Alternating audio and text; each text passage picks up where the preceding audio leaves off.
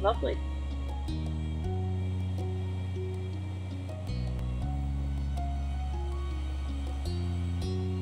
Like, making sure everything works.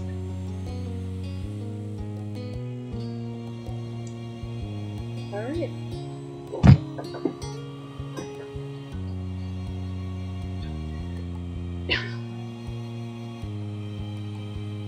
Good fun. Yay. Alright.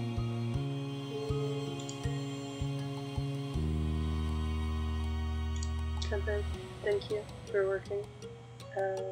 Music might be a little bit loud for me.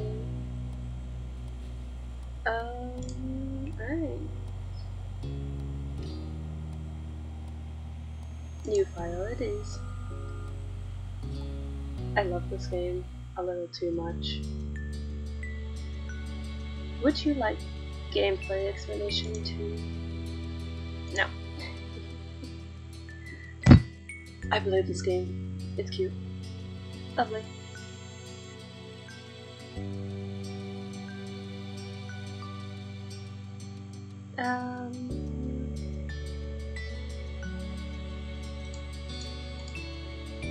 Pale, because...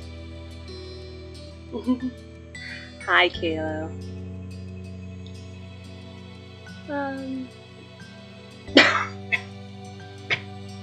Oh gosh, the cough has started already, and I'm not even through this.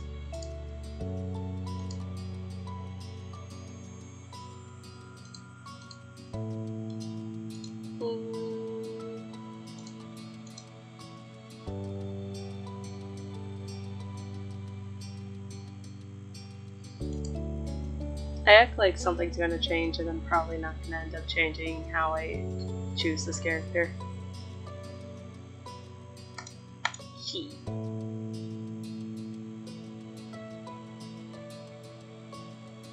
I like that they did voice names, but none of these are mine or the ones that I use, so... Daro!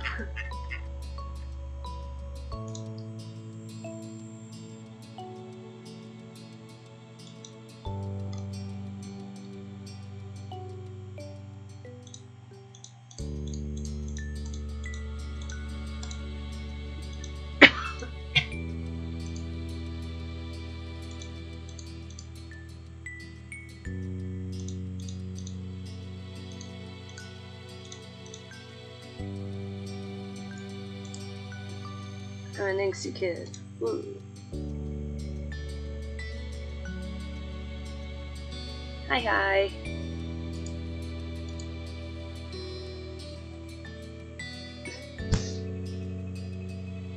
The freckles are too dark. And my voice went for a moment.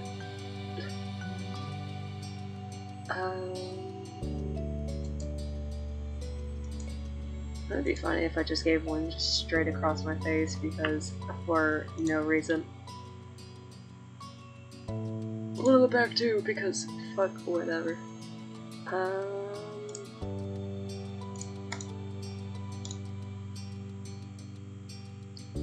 I love that there's so many options, but half the time they don't even do anything in the game.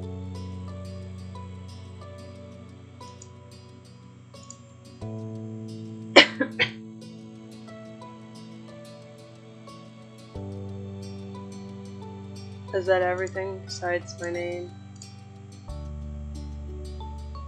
Sweet.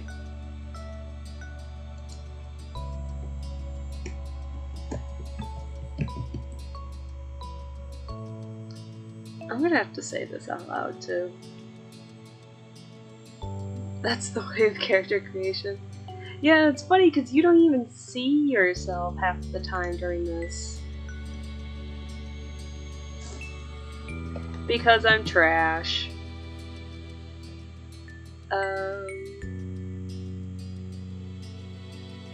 Done.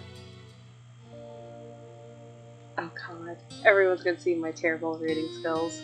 Lovely. Oh, how's the volume?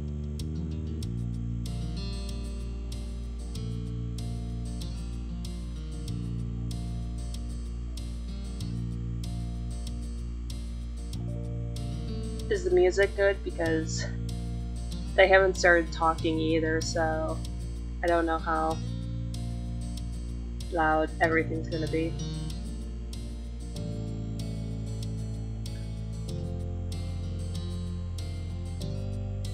It may be a touch high. Yeah, okay, I can fix that.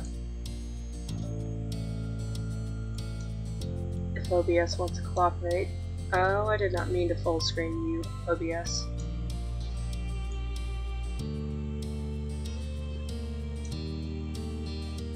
Is that better?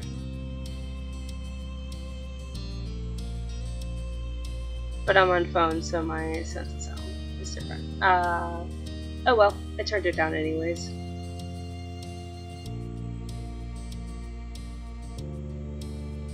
Oh gosh. Summer in Sunset Bird was a special time of year. Your usual sleepy town begins to bustle. It was a popular tourist destination with people coming all over to enjoy the beach. The weather and the relaxation came with both. The smell of the ocean, crisp and salty, hung in the air, bringing 3 whole months of schoolless vacation with it. During the summer, your moms didn't like you wandering too far outside of your neighborhood, so you knew the area pretty well. That includes the people. Families came and went from Sunset Bird, but they mostly stayed and did what your mom called putting down roots.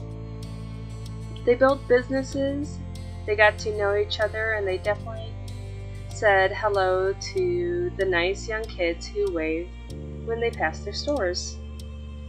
Going for a walk around town mostly meant that the familiar, friendly residents waved or asked how your family was, or most often just said hello. You didn't really get why they always said hi, but you saw them every day. You nodded at them anyways. Or you ended up saying hi to a lot of different people, since most of the tourists came and went every summer were the same ones. You were too anxious to say hi back to other residents they greeted you, but they all knew that was well enough to expect that. I like just being able to choose just different things, where sometimes it doesn't even matter in the end. Hi, Grim. Grim, it's almost 5. You sleep? Not that I should say anything.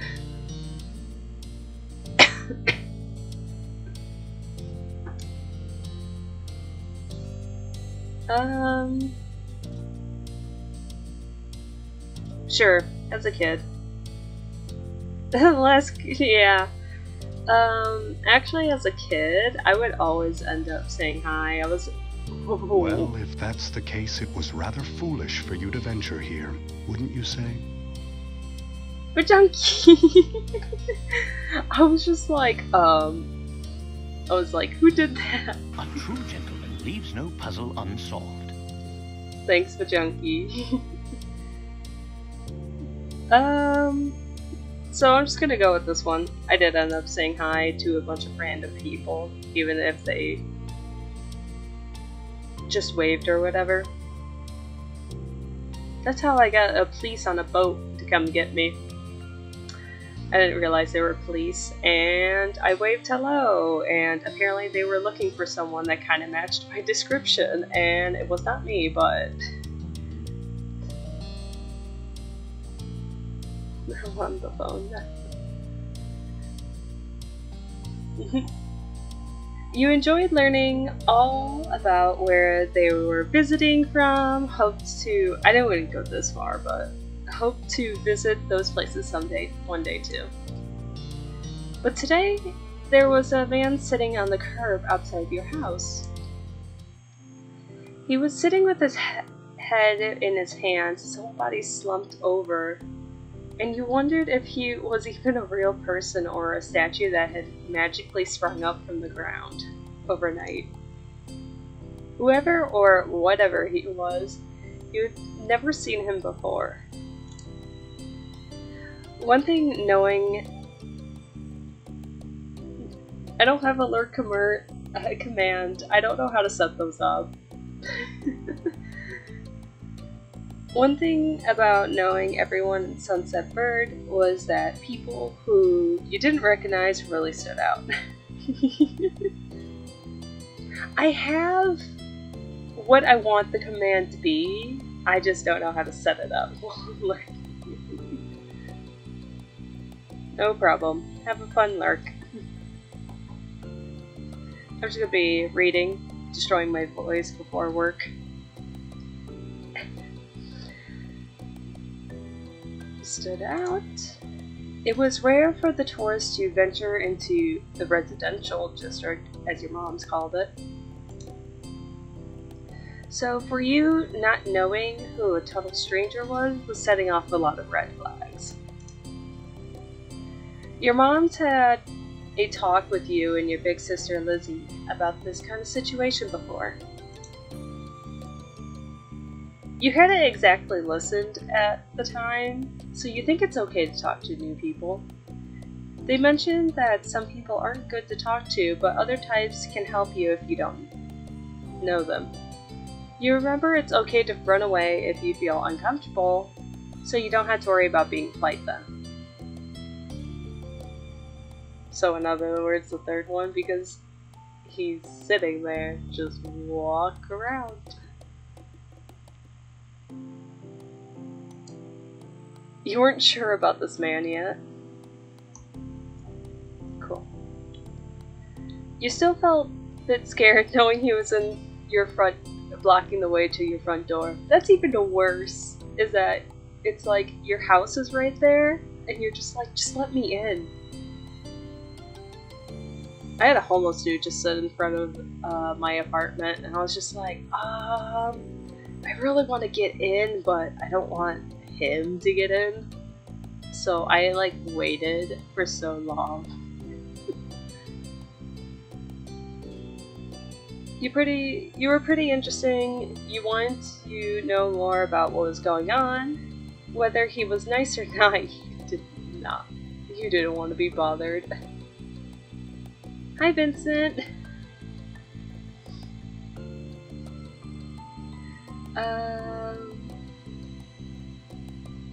Totally if your throat is also jacked up. Yeah, I'm kind of getting over a cold. Well, if that's the case, it was rather foolish for you to venture here, wouldn't you say? It takes a bit to show me who hosted, but thanks for the host, Vincent.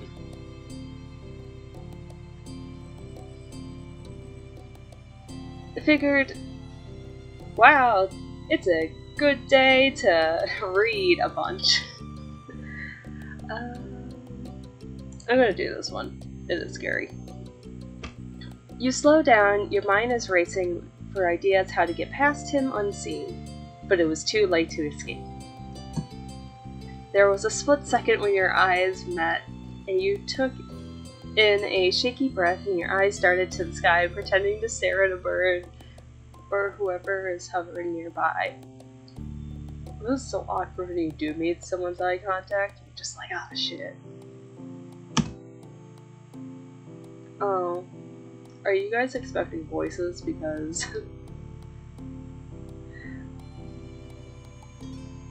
Hey. His voice startled you and made you jump. But still, you didn't look at him. The bird landed on top of a nearby gate post. Its black feathers ruffled against the gentle breeze. Trying to keep your eyes on it was tough, especially when the man stood up and started making his way towards you. Run! Not wanting to see too unapproachable, you folded your arms and stared. Still unsure about him, but trying to be friendly, you offered the stranger a smile. Your whole body froze in place as he approached you.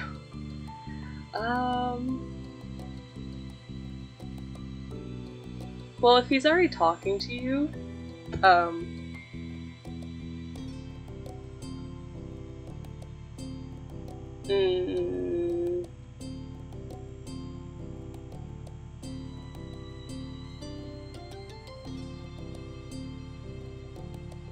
hell, yeah, no. That is kind of hard to see on my black background. Like how to highlight it. Hell yeah. I guess not to be approachable. So, do you live around here? What's your name? Creep. Oh, I think I am 8 years old, too, in this part of the game, so. Creep. You look up at the man. You look the man up and down, taking in his tan skin and relaxed appearance. At least his clothes were relaxed. He was acting the way he was acting wasn't. He had He had sharks on his shorts and a stingray tattoo, and he wondered if he was obsessed with the ocean or something. While you make your assessment, he looks at you expectantly, waiting for an answer to his question.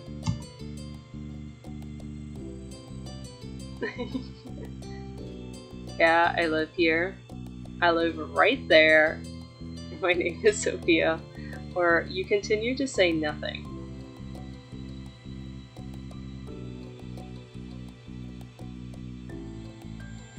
Say nothing. Stare him down. I can do that. If you do... He rubs the back of his neck uncomfortably, giving you a small smile. Talks yourself. It's not my real name, it's just the name I use. Oh, to him, I can. I always can go back. Tell him where you live. Yeah, sure. And your social security. Yeah, I can tell him. It doesn't matter. I show you both. Great! Let's tell the creeper. Great, nice to meet you. He gives you a broad smile. Relief settles on his face.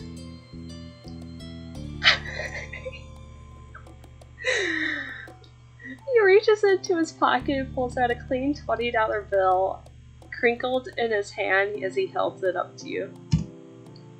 Even more confused before, you look back at him. Well...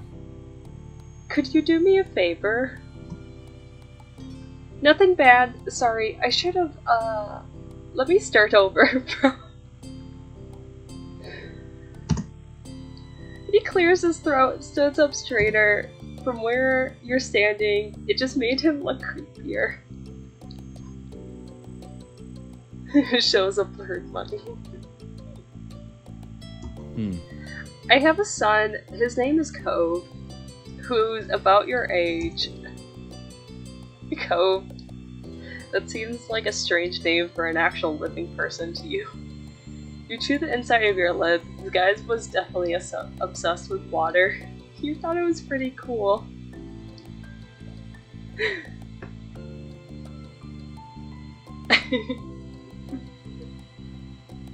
Okay.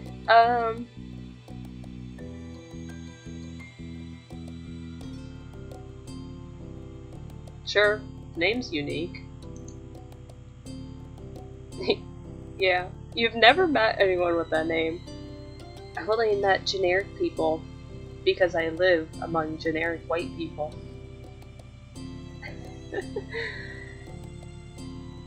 We moved in across the street, see? He gestures towards the house that has been empty for a year, his watch catching in the afternoon sunlight and reflecting off the walls. The gigantic "for sale" sign is finally gone. Oh. You must be Sophia Layton, right? I met your moms earlier. Who the fuck? Who the fuck am I? Fucking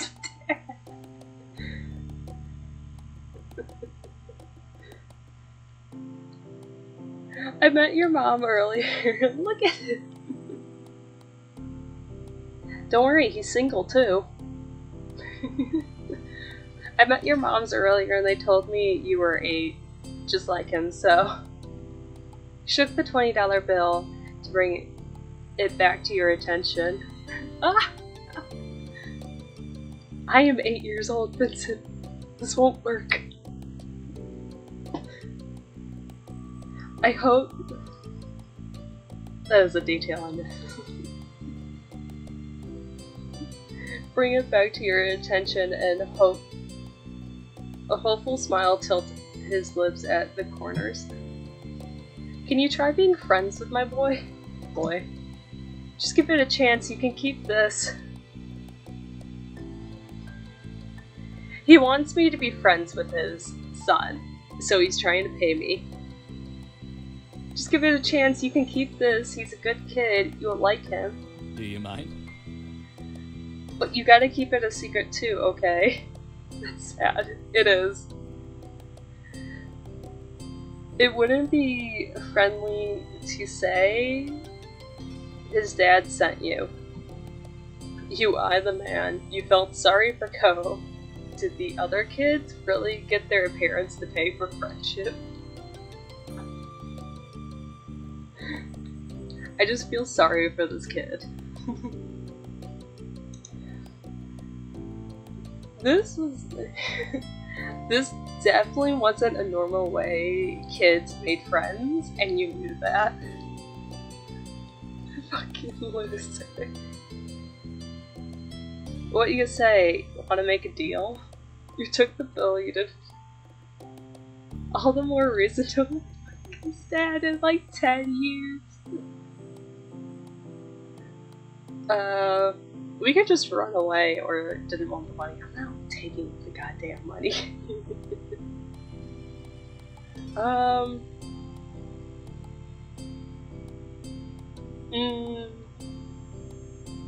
don't want it. I don't want to be paid for that. Who the fuck doesn't take a free 20? Nah.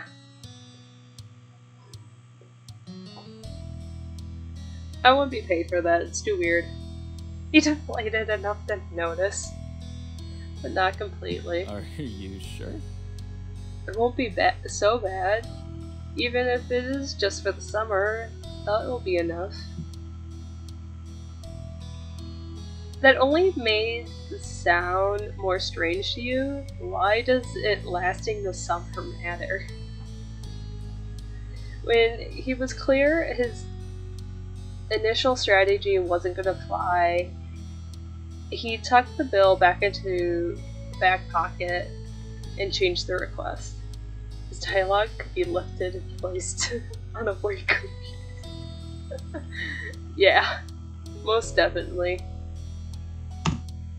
I get it. You don't have to. Would you be comfortable with he and I coming by for a normal visit? No money involved?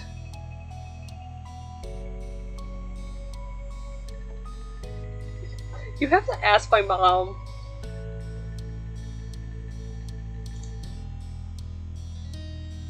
His smile got bigger again. His eyes crinkled at the sides.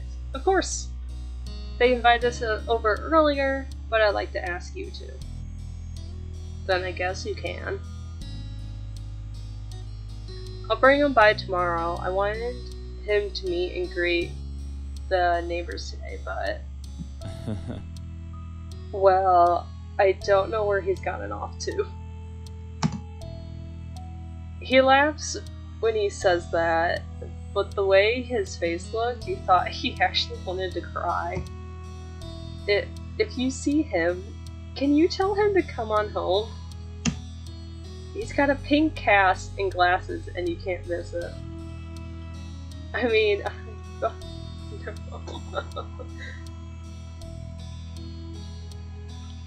You can't miss it. I can try?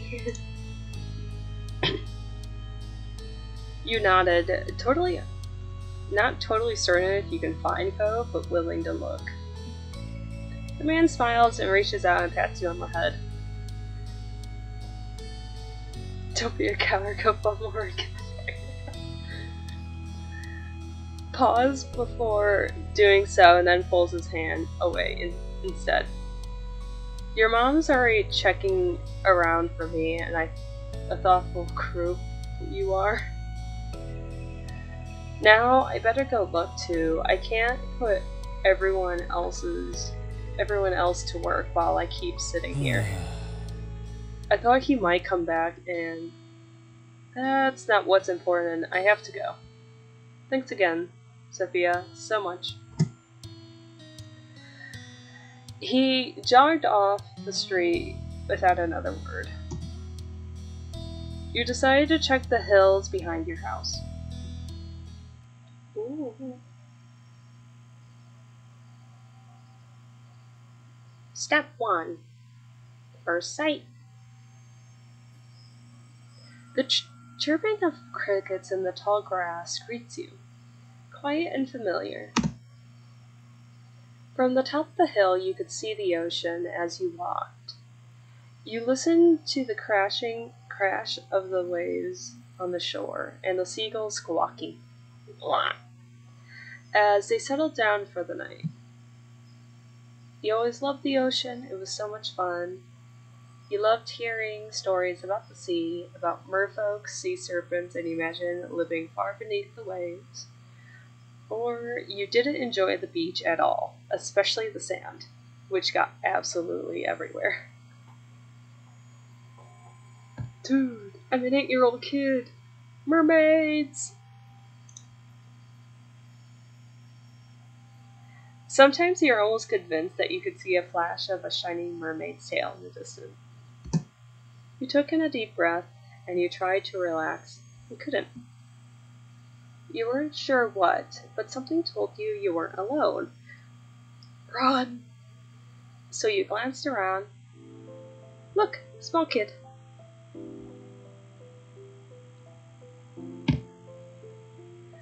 There was a boy sitting on top of one hill, almost completely hidden within the long grass and the white flowers surrounding him.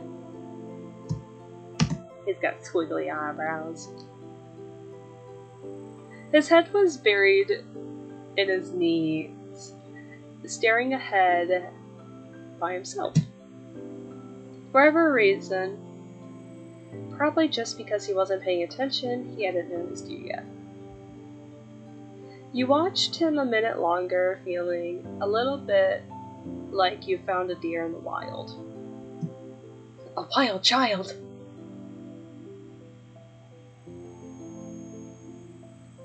Though the deer didn't have green hair, wavy eyebrows, huge glasses, pink cast, or sad frowns.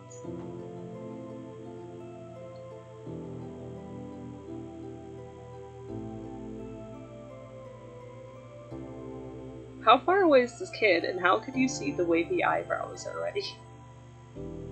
Are you, like, this close? I think the first thing would just be green hair. Look at this loser. Yeah. The fuck is that? You're super close. Yeah. Like, am I, like, this close? Or, like, am I still standing down the hill and those glasses are... Oh, eyebrows. Oh my gosh. Reading is already starting to go bad. Also, I'm in love, though. Hey, you have the game, even though the game is free. Lord me. But this new boy did. Well, I do. Yeah, and I saw that you played it for a minute. You watched as it fluttered softly around his face in the breeze. After a few more seconds, you took a step forward, and then another, and then he glanced your way. Oh, he stares at you. His aquamarine eyes reflect in the light of the moon. You stopped, raised a hand to acknowledge him, and show that you aren't scary. I'm just a floating wisp. What are you talking about? Hi. Hey, Space Cadet. Are you lost?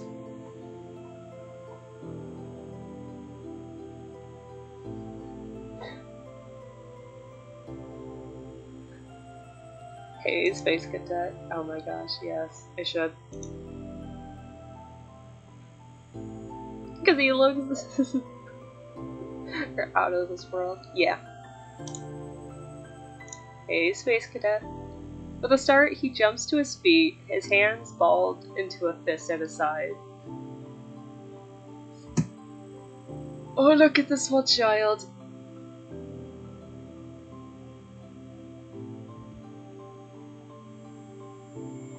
I think the more of the fact is, he's a child. We're both 8. Kayla. Never mind, that's behind. Kayla, we're both 8. The dad said this earlier. He didn't say anything, he just stared at you in a strange way. He's been crying, there were traces of tears. You looked older than me. Yeah, because you grow up with him.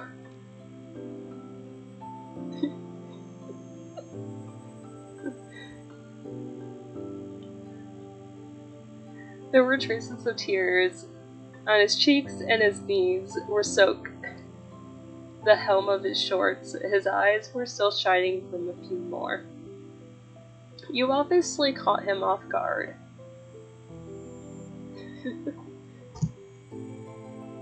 His pink cat seemed to glow in the twilight, though when he caught you staring at it, he hid his heart. Oh, this is gonna be like this. He hid his arm behind his back. Something the man earlier had said stuck out to you. Cove? Ah.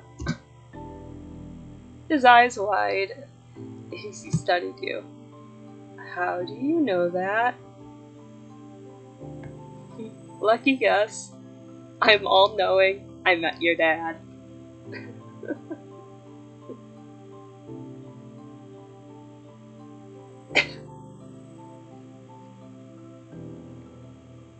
I am all-knowing. Hi, TG. Fuck your dad, cheesecake.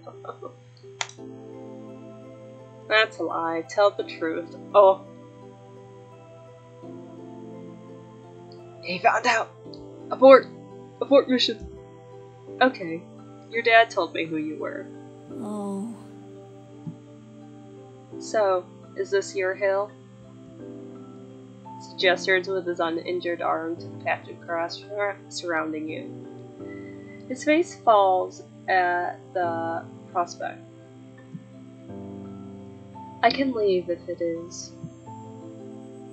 Yep, you can't own a hill. You shook your head.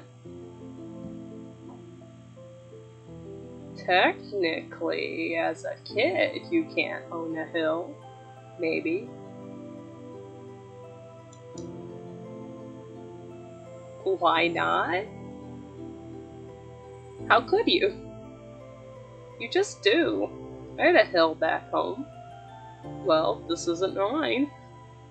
This still isn't mine. Oh. He sat back down with a thump, resting his chin on his knees again. Curious about the strange new boy with the odd dad, you sat on the patch of grass next to him. The pure white flowers that covered this hill rocked back and forth gently as the stars twinkled above. The way they dotted the sky made them seem like flowers too. The night wind was cool as it traveled over the ocean up the hill and chasing away the heat of the afternoon sun. Why are you here? Or why did your family move? The chair. What do you guys want to know?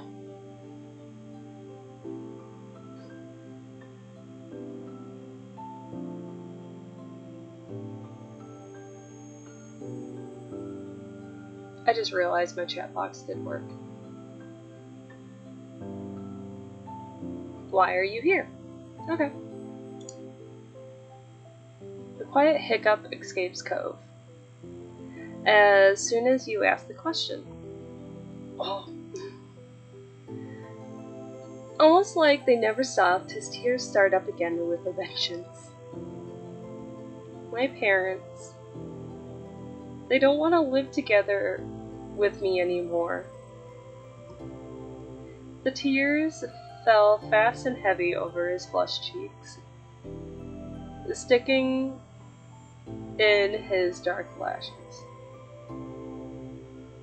I just realized his eyelashes are black and not green.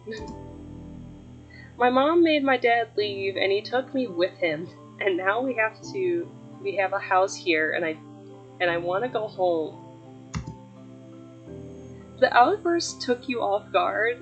By the time he was done wailing, Cove's chest was heaving with exhaustion. He sniffles and removes his glasses, wiping his eyes with the back of his hand before putting them back on again. I hate this place. I want my real life back. I want my mom. I'm sorry, your dad seems kind of nice, Kalo. You'll like it here, you just have to get used to it. Stop crying. We could be so mean.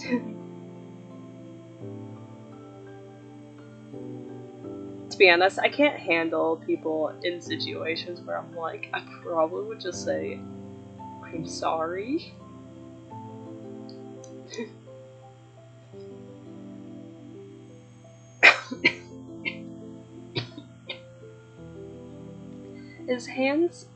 He slipped his hands underneath. Damn, seems kinda nice, I mean. Kinda seems hot, but nice. Oh, reading. He slipped his hands underneath his glasses, pressing his fingers against his eyelids. Cove wounded himself up again for another long crying fit. You felt bad for him being forced to come here with no choice. You couldn't imagine what it would feel like to live only with one of your moms. It must have been pretty hard. But from the way off in the distance, you hear your parents. Sophia! Cove? Kids, where did you go?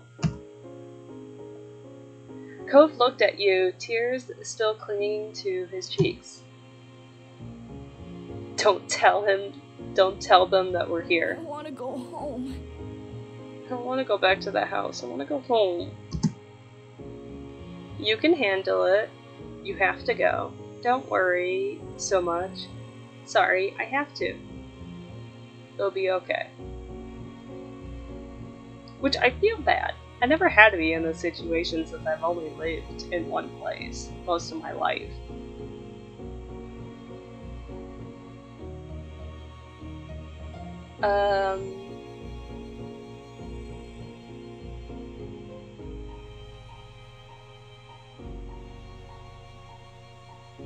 It'll be okay.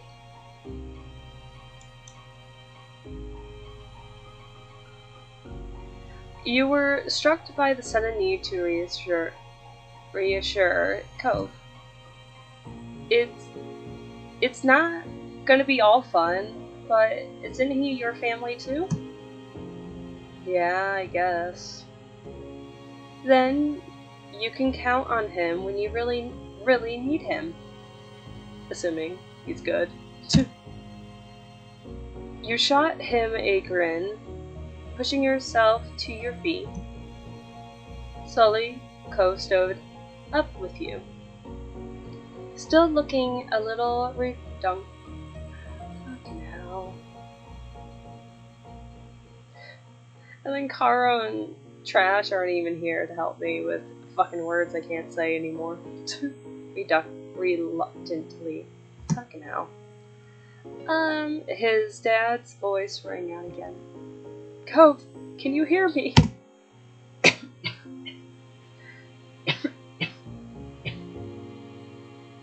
You said English? I don't know exactly. Words suck. He looked towards the sound of his dad's voice, silent, and then turns away while rubbing his not bandaged arm. Sorry. I still don't want to go yet. Don't want to go. You called out yourself, you silently waited with him, or you tried to convince him. To be honest, I probably would have just silently waited.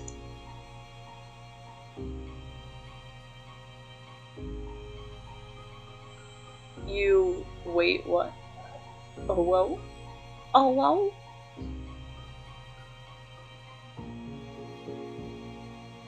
Yeah, I get it. You do? Hi, Carol. Carol! See, this was the game that I wanted to play with all you guys.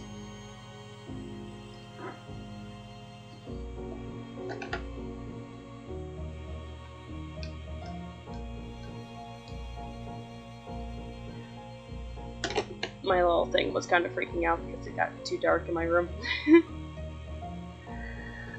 You do? Before you could answer, you hear Cove's dad, even closer than before. There you are, bud. Here, you guys can get the full thing, the dad. Yes, simps. The trio of parents appeared over the curve of the hill. Yes.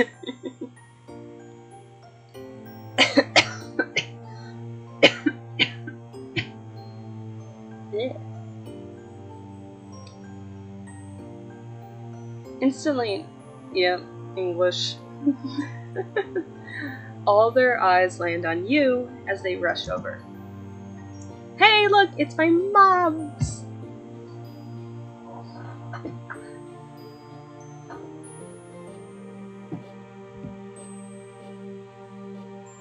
Mommy. I know, I love them so Well, much. if that's the case, it was rather foolish for you to venture here, wouldn't you say? Thank you, Carol. Carol.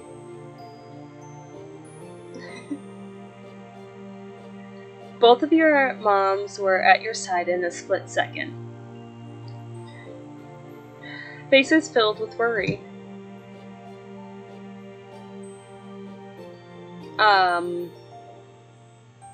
I think the one in the purple is Ma, and then the one in the kind of yellow one is Mom. Or, yeah, the purple one I think is Mommy, but I don't know. Sophia, you're here after all. We've been at the park checking for Cove. Then I heard what happened earlier when you met the new neighbor. I thought you might have gone off further away. No, we were just sitting here in the grass. Why is everyone acting like this is such a big thing? We're okay, don't worry.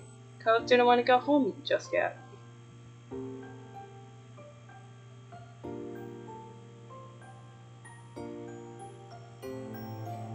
I think I'm gonna go with this one. Mommy gave Cove a small smile, and then she turned back to you. Yeah, okay. the one in the purple is Mommy, and then this one is Mom.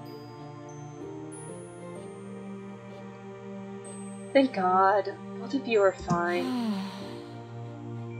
Were you two having fun out here? I don't know, he was just crying.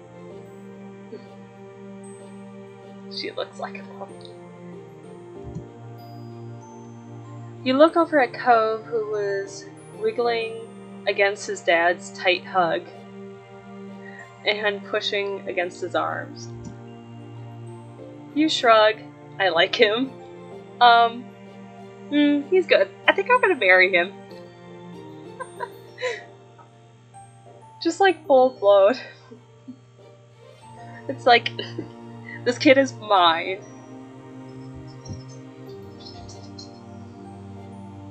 My dogs have shifted. Marry that weirdo. And his wiggly eyebrows.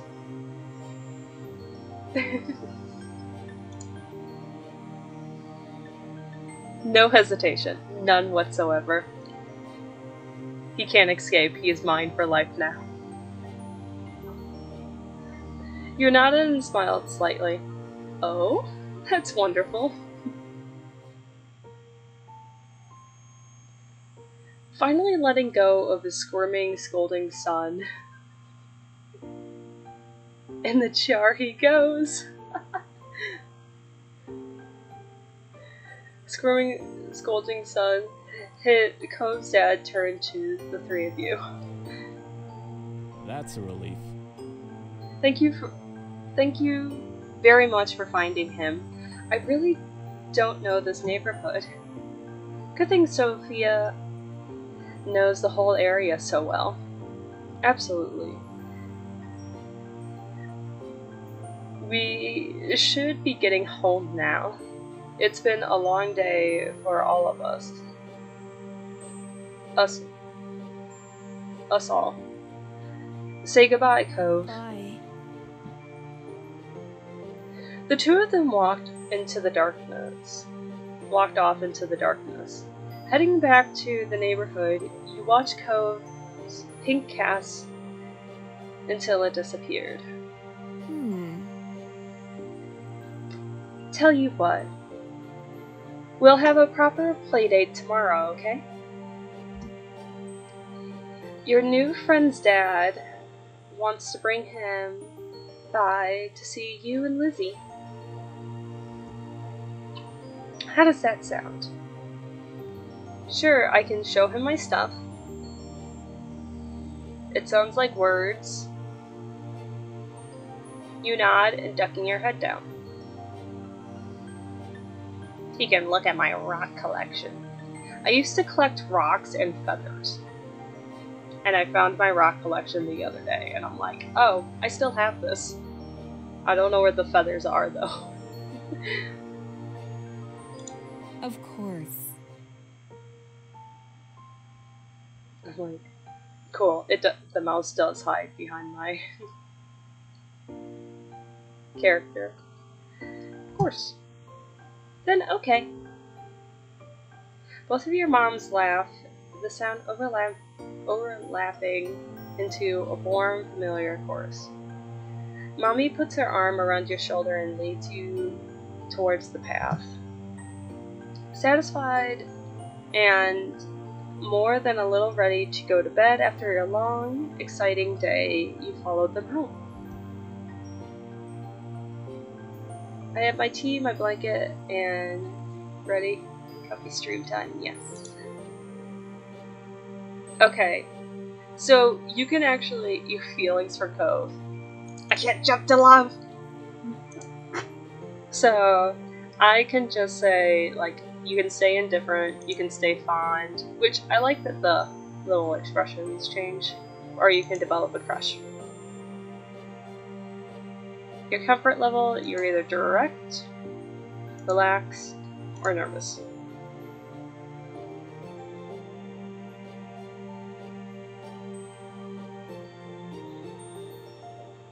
Yeah, I actually really like all the mechanics that they did in this game, and they're doing so much more for the second game.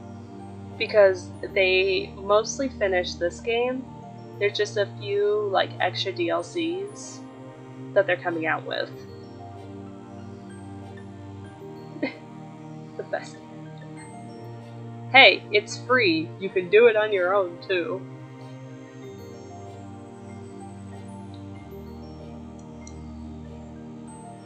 I don't know.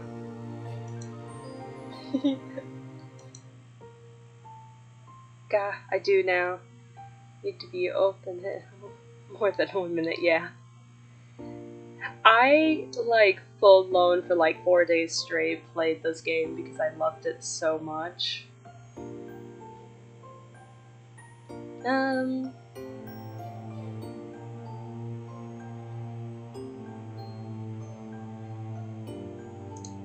The thing is, you can change this after every step. Each step, I think it goes forward,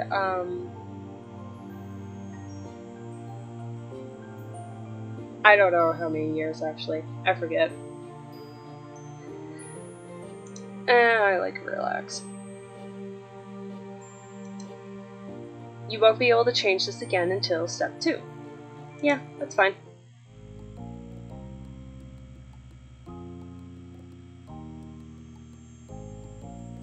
The next morning, you finished your breakfast so fast you practically inhaled it. Your sister Lizzie had run out earlier to go play, but you stayed put. Today, just like your mom had promised, Cove was coming over to hang out. Excited to see your new friend again, Sophia? Yeah, a lot. I don't like feel a cough coming on.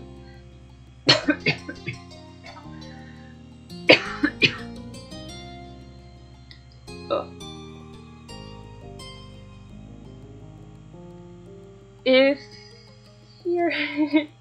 you're gonna get married, it makes sense to be around each other. How sweet. Isn't that the sweetest thing? I bet the two of them are going to be great playmates. Haha. Little do they know. It's marriage. Okay. With that said, are you done with your breakfast? I don't. Yeah. I don't know. Your bowl was empty, so you nodded.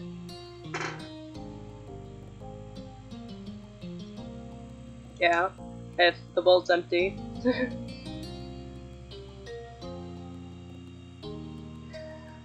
With all the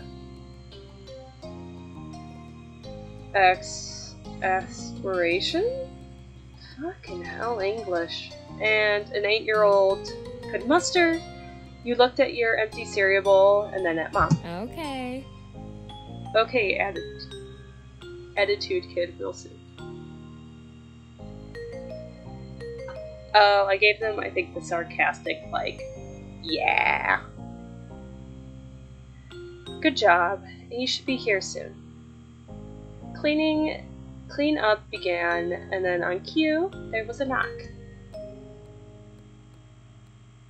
It was hesitant, like the person wasn't sure if they were in the right place. Still loud, though.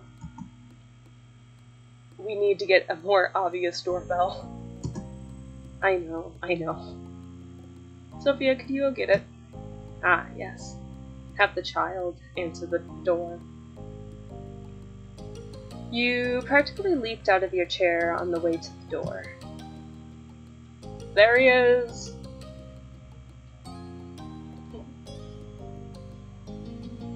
Hey, Layton family. Shh. We're gonna ignore that my last name's Layton. Haha. Thanks for having us. Mr. Holton, as your mom's called him, and his son were here. Cove looked different in bright lighting of your living room. Later. Living room. And when he wasn't crying, Quinn's, I think not. Shh. When his dad's standing in front of him and Mom and Mommy behind you, You and Cove looked at each other.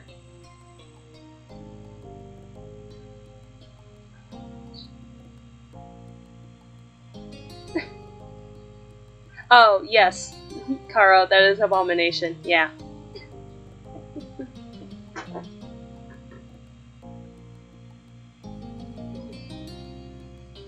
Pleased to see the interesting new boy again, you smiled at Cove. Cove returned it shyly. Let's go play in my room. Okay. Take care. Let us know if you need anything, you two. Have fun, kids. See you. See you later, son. Son. Play nice.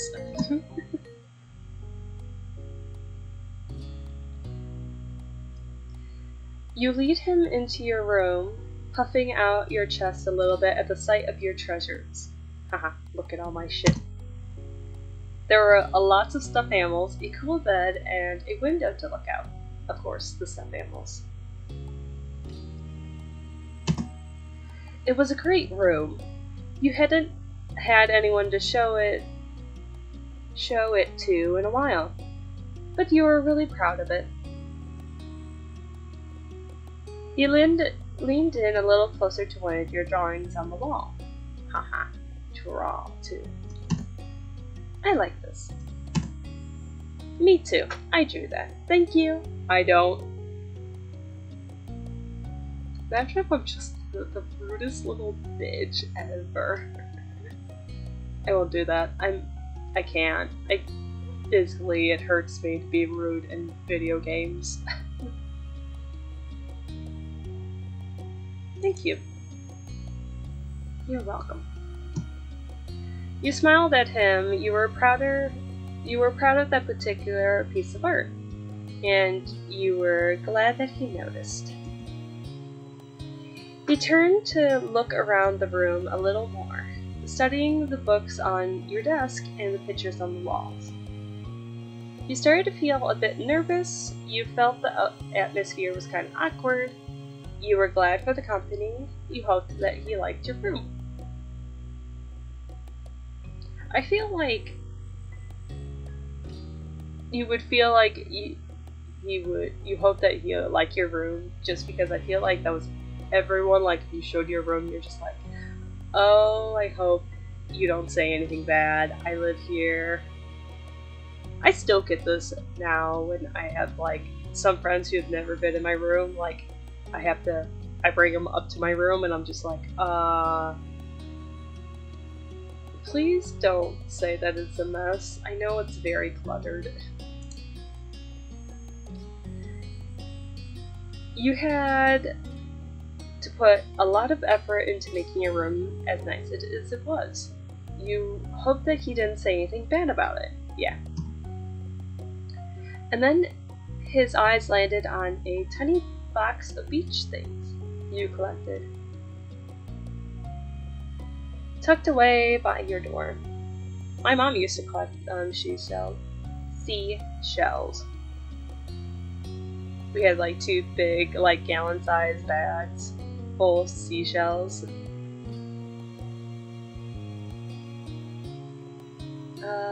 Beach things you collected were tucked away by your door. You took a step towards it before hesitating and pointing at it instead. What's that? A hoard of stuff I found on the beach. Oh. Do you have any driftwood in there? Dragging the box to the middle of the room, you and Cove flopped down next to it. I think so. Yeah, see? Oh god. You gestured to a piece at the bottom, still covered in specks of sand. Neat. This is a good collection. You got a sense from the tone of his voice he wasn't just saying that to be nice. Or to be like Shiloh. He actually meant it. Oh, right. I almost forgot. Shiloh's gonna be here today. Shiloh? Lizzie's friend. Or, like, her #1 fan? I guess. Do I have to see him? It should be okay. I mean, he's Lizzie's friend, not mine, but you know. Come on, check out my seashells some more. I found this one under a big piece of seaweed that washed ashore, and you pulled seashells after seashell, explaining where you have gotten each one, holding them up against the light. There were big ones, small ones, pink, purple, and orange. Most of them you washed off in the bathroom sink when you brought them home to clean off the sand. Over the past few years, you learned some of their scientific names. Excuse me, that is not what I did as a kid. The collection was so huge and varied that you had lots of fun stories to tell of all of them. Your voice faltered a little bit, but you kept going as the best you could. I think the collection would just be huge. The scientific names, what the heck? I'm 8.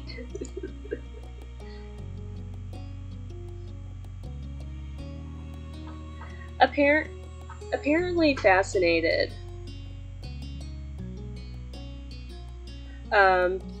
Either by the stories or by the shells themselves. Cove listened with the look of full focus of his attention. Like when you almost got pinched by a hermit crab while searching for shells. And after watching him scuttle back to the ocean, you found another empty shell that was almost a twin of his own. It was a new experience to be the center of such delicate focus. For some reason, it made your cheeks feel warm. You had never felt like this around someone before. It was kind of nice. I forgot I chose the crush thing because I did not choose the crush part before. I just did fond, and then I slowly put it as crush. Because you can go up and down in the fondness thing, or you can go up, you just can't go down. So if you're fond, you can't go back to being indifferent.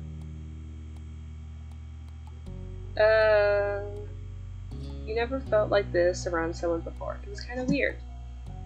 Kids, come down to the living room. My brain just went to when I lived in France for a month. They would just scream table to tell us it was dinner time. It was fun. It was the only French word I ever learned there. Oops. Oh. You could tell the idea was making him unhappy, but Mommy wasn't giving you much of a chance to hang around. Cove hadn't been like this meeting you. You guessed it was because he thinks you found each other by accident, not that the parents made it happen. Okay. Mr. Holton must be right that telling Cove his dad was part of that would be a bad idea. Yeah, imagine walking up to this 8-year-old kid, hey, your dad, paid me $20 to hang out with you.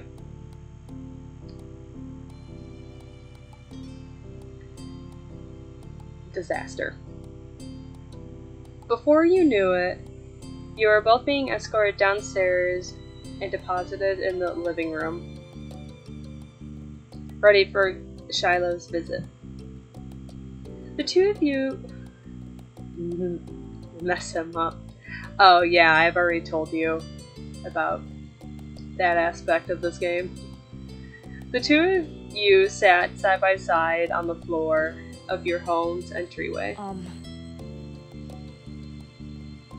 I brought the box of shells if you want to keep looking at them. Aww. Great. Okay, but be careful. You should have asked. I can't be mean. He's just being sweet. busted open. We can keep looking at it while we wait for Shiloh. Cove reaches in and pulls out a big orange shell. Oh? Like he hadn't spoken aloud yet, he turns to you and held it up, his eyes shining. I think I like this one the best. That one's my favorite too? I like a different one best. I can show it to you. You can take it. Dude, if it's big, it's orange, and it's a seashell. I like it too. Seashells. Pa pa pa. Cove smiled at you, and you both admire the shell together. It was a giant conch of shades with dark and light orange. You held it up to your ear and you could practically hear the ocean. I found that one last summer when we went to the beach on a picnic. The two of you were sitting on the floor looking through your collection of beach findings when the doorbell finally rang. Cove jumped startled by the sound. Since the person hadn't knocked, you figured it was probably Shiloh. He knew where to look for that. Lizzie's friend? You nodded. But that didn't seem to make Cove feel better. Oh, look at that grumpy face. She's like, ah, this bullshit. Meeting new people. It was already obvious that Cove didn't hide his feelings well. You could tell what he was thinking right away. This isn't a good idea. No grumpy. But meeting new people! Ah! You'll be alright, he's here. You can't just tell him to leave. He's at our only door, and if you go upstairs, he will find you. Cove glanced around the room, his eyes wide, finally paused with the glaze locked onto the back of the house. I can go out the window. Oh, I just thought of the scene from, I think, Cinderella 3, where the prince just yeets out the window. Let's just yeet out the window. Avoid people.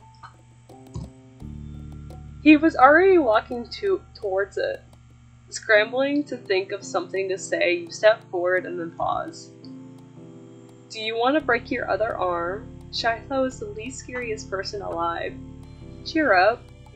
Shiloh is gonna like you. Please don't get hurt. I'll come with you. Or, good idea, let's go.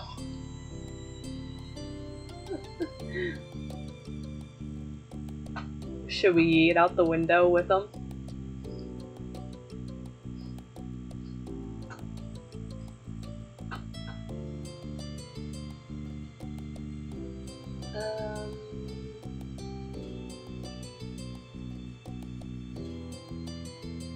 Poor Shiloh.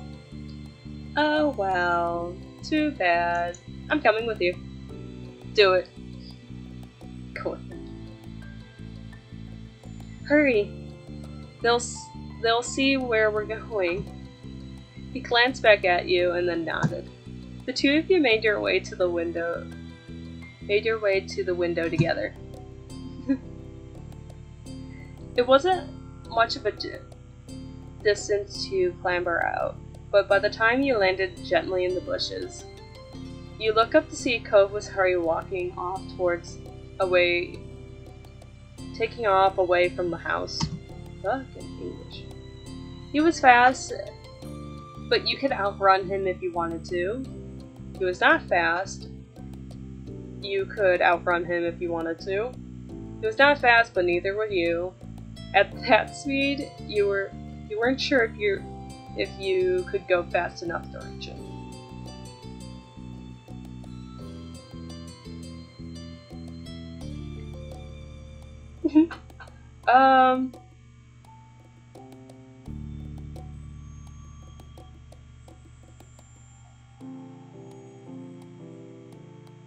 don't know.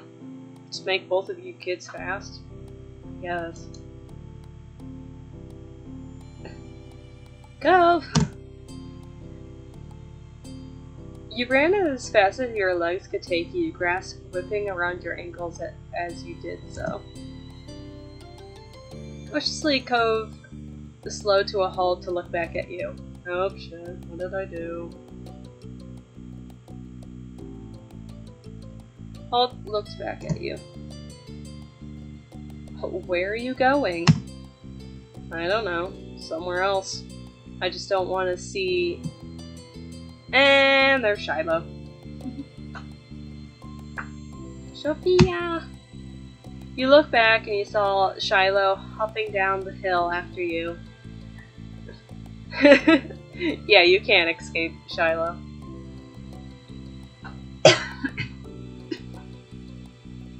Hopping down the hill after you. The backpack he clenched, bounced all the way, all around along the way. Jeez. What are you doing? Can I come? He must have seen you leave out the window and followed behind. Hi. And there's Shiloh. Oh, hi. Are you Cove? Yeah. I'm Shiloh. Okay. Yep. Are we going back, or are we gonna play outside? Window game. Just jump out the window. All my windows had screens. I couldn't do that.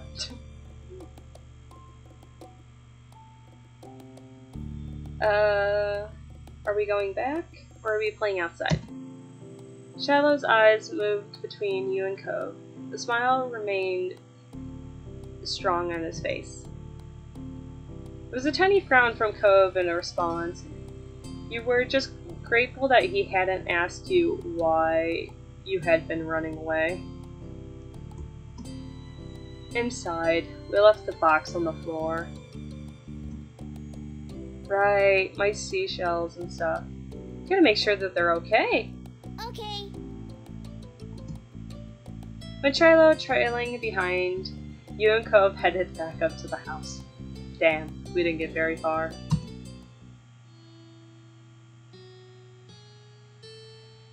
The plan for the afternoon, at least as far as you were concerned, was to sit and look at beach stuff for some more. You weren't really in the mood to do anything else, especially if Cove was having fun. Hey, check out this scallop shell I found. Cool, right? It's a pretty color, kind of like my cast. I almost said cat. I was just like, where did you get a cat? It was beautiful, glittering pink that just looked a little bit like the wrap around his arm. Pink is a nice color. Okay. Oh? Is it your favorite? Not really. What is? Maybe green or blue. It might be yellow. Oh, those are all cool. I guess. They like don't get along together. I like those colors too. They were better colors. Not sure how to deal with suddenly more awkward silence and you look back looking at your shells. I like blue. Awesome.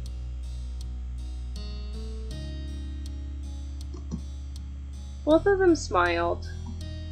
Like usual, it didn't take long for Shiloh to get fidgety. Lizzie was his favorite. Without her around, Shiloh didn't seem to know what to do with himself. And Cove wasn't like your sister. He wasn't that much like you either. Is Lizzie coming back? Don't know. Aww. Where did she go? I think she's at the beach, probably. Is she playing at the park? Cove's eyes lit up at the mention of a park, and he looked towards you. There's a park? Yep. But it's old. Can you show me? I want to go.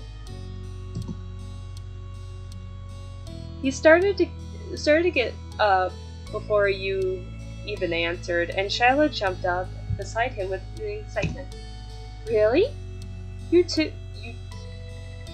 do too? Right, Sophia? The park's fun. I love it. No. I didn't realize you had a sister in the game. She hasn't made an appearance yet, but they have only mentioned her. Which, we're about to go meet her. I love it. The park is great. Dude, Yeah. I'm a child. The park is always good. Yeah, it's right by the beach, so it's a lot of fun stuff to do, and lots of sand.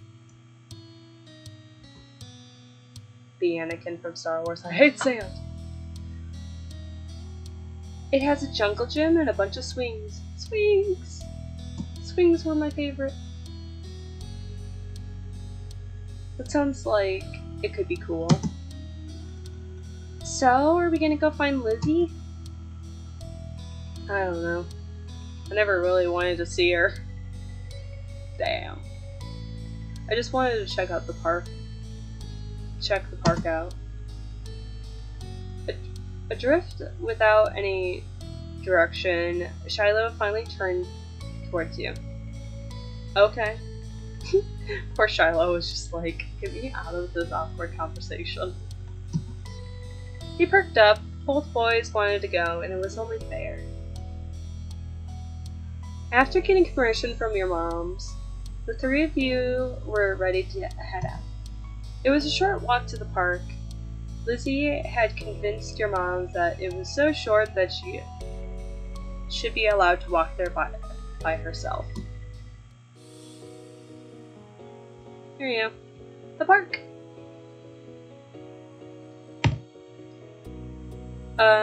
When you found her, she was hanging on the jungle gym, swinging back and forth. Hey, Lizzie. Her face lit up when she saw you, her big brown eyes go wide. Sophia, Shiloh! Hi. She dropped to the ground, landing with a soft thud in the sand. In a split second, Shiloh had abandoned you two, typical, and scurried over to stand by her. You were used to being left out when it came to just the three of you. Oh, I hate being the third wheel. But now, Cope was here. It was nice to have someone who's stuck with you. There you go. Here's my sister. She's making an appearance. She looks like a brat. Who's this? It's Cove. He's new. Such sash, yeah. Hi. I remember. Hi, Cove. Welcome to my park. No one ever comes to play here. So this is where we get together. She gestures widely with her arms to present the area to the newcomer. Without interruptions to Lizzie's speech, Cove whispers in your ear, quiet enough that the others wouldn't hear. I thought kids couldn't own places like parks or hills. Oh, you such a little bitch. Come at me. Fight me. I'll throw down right here. You couldn't help but laugh a little bit, tiny bit. When Lizzie continues talking, you took the chance to kick off your shoes and wiggle your toes through the warm sand. Nice, huh? In this neighborhood, I'm the one who comes up with the ideas. You are? Uh-huh. Yes, I am. Who else could handle the job? Oh shit, I did something. Lizzie's the oldest. By a lot. My mom says you are Sophia's age. Yeah. Thought so. I'm still the only one in the group with double digits. Oh, she's 10, I believe. So she's 2 years older than you? Than us? What about the other kids? Other kids? There aren't any. We're the only kids here. Shiloh just visits from another place.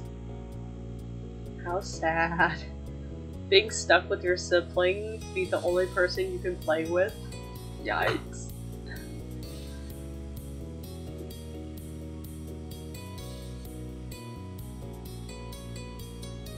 Yeah, I read that. Not even tourists really brings their kids here. This land is the land of ancients. Be careful that the oldies don't try to steal our youth. Oh. For a split second, it looked like he might want to cry again. There's something in his eyes shift, and he looks back at Lizzie. What kinds of old people? Like moms and dads or grandparents? Grandparents who don't have kids. They hate kids. Why? We haven't done anything. Only some of them don't like kids. Stop saying stuff, you're gonna make them upset. Yeah, they're really that bad. Only some of them don't like kids.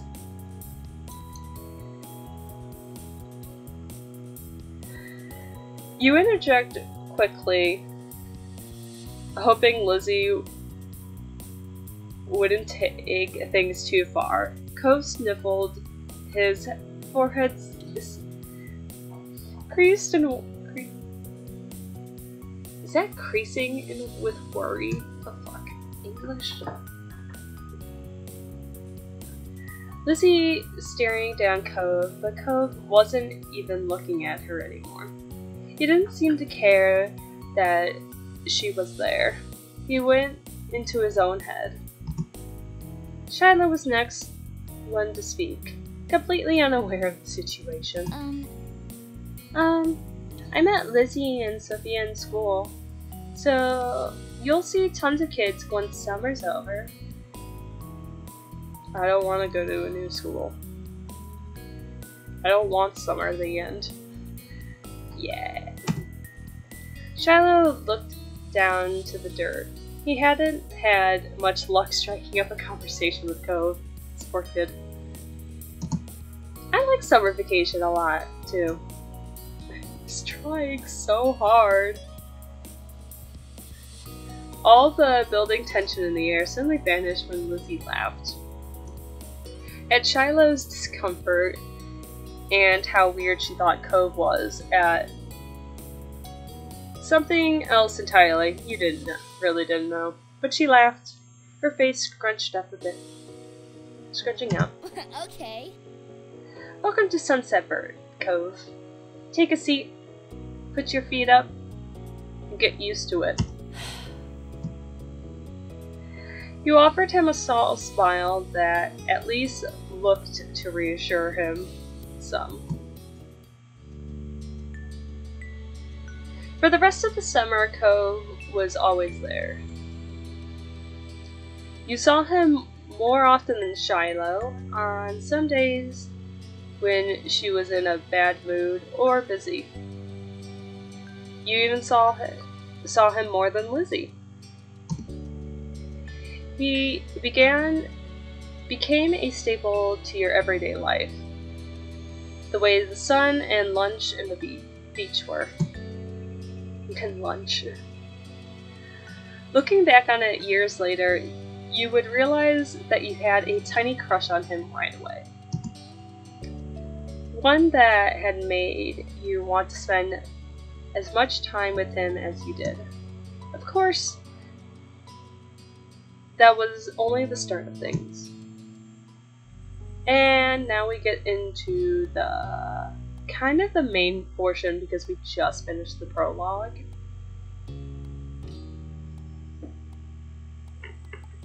So you can click on these things and they're like little events that happen throughout the summer. And these are all DLCs. So the game's free, but then you can pay for DLCs, and they're just extra events. And then if you're done and don't want to play more any of the summer, you can click and the summer to end.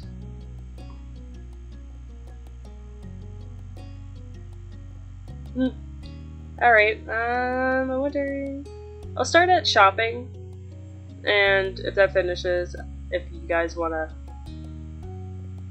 look at another one, we can do that. Shopping!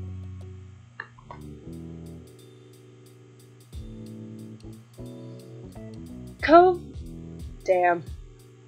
Wrong word. Come back before it gets dark. Alright, sport? Sport? The familiar voice drifts across the street and drew your attention away from the snail you have been watching inch slowly across the pavement. Cove waiting in front of his dad, pushing his green hair back off his face where the breeze had blown it over his glasses. He looked to be paying only a mild attention as he was being handed a few slips of green paper. Money! It reminded you of when you first met Mr. Holton, although he's probably not paying Cove to be friends with himself. The sass. Cove's dad seemed to feel your gaze somehow, or maybe you made a noise. Because a second later, his eyes were on you as he waved you over with a smile. Damn it. I keep hitting it. He looked happy to see you, but you still felt a little weird for getting caught. So you gotta learn how to be sneaky more. Sneaky, sneaky, sneaky.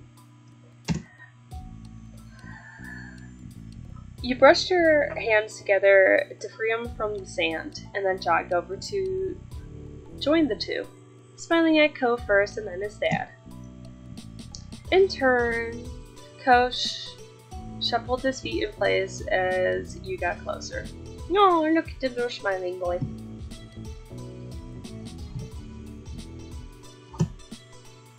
Sophia, hi. Hi. How's it going? Good to see you again. What excitement are you up to today? Sophia. Taking a walk. I found a pretty cool snail across the road. There are lots of snails around here. Mr. Holton grinned at you kindly. After you finished answering the question, Mr. Holton's attention returns to Cove, who was preoccupied with folding the bills into tiny rectangles. Sounds fun. You know, Cove is about to hit the stores by the beach. Why don't you go with him? Yeah. You can come. You immediately grinned at the idea. You hadn't been sure if you would see Cove today, and now he's inviting you to go somewhere. Yay, fun! This day couldn't get any better. Much better. Great. I'm sure you guys will have loads of fun. Mr. Holton reached into his pocket and pulled out a leather wallet filled with money. You found it odd since your moms had only ever had their cards in theirs. Here. He leaned in and passed a crisp 10 to Cove, giving him a wink and a whisper. Get something for your friend too. Sure. Good kid. That's my boy. Cove's dad ruffled his son's hair as he straightened back up. The bill in his hands still held out towards the green-haired boy. Take care. Cove accepted the bill after a second, slipped it into his pocket, and then, with one last nod to his dad, turned and started walking. You followed after him, intrigued at the possibilities this outing might bring. Cove straight towards the gentle tide creeping up the sand, and you fell into place beside him. It was a nice day, the sun was shining. There weren't many clouds in the sky, though the wind coming off the ocean kept it from being too hot. You took a deep breath, enjoying the scent of the salt and ocean air. When you looked at Cove, he dragged his feet through the sand a little. You slowed down to wait for him. Oh, English. His eyes searched the ground intently.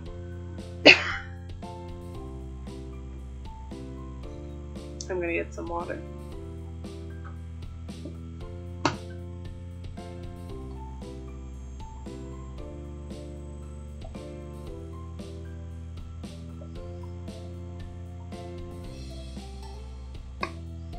Water.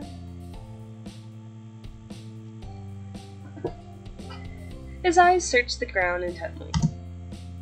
Are you looking for snails? Are you looking for shells? What is it? You don't feel the need to ask why. Why snails? Would snails be out on the beach? I feel like you would be looking for shells. Cove startled with a little at the sound of your voice and mumbled, sort of. If you see any, you can let me know. You can manage that. You dropped your view to the sand and walking carefully so you didn't step on any. You were good at finding shells. You had a lot of them at home and always found new ones whenever you visited the beach. The comforting sound of the waves filled the silence with pleasant, white noise. And you played a little game with yourself as you walked along, keeping close to the water as possible without getting wet. It resulted in you running up the sand quickly when a wave rushed in more than a few times, although Cove threw a few glances your way. He didn't say a word. You didn't either. What did you want to go to the shop for? What do you usually do on the beach?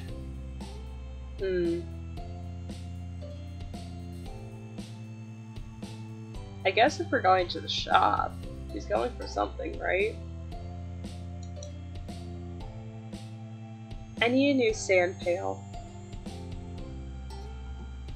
Yeah? What happened to your old one? Cove narrowed his eyes, seeming to think deeply for a second. Whoa. It disappeared. F. What? Really? Cove ducked his head down, lacing his fingers behind his back. It didn't seem like he was going to continue, so you nudged his arm. How did that happen? Well...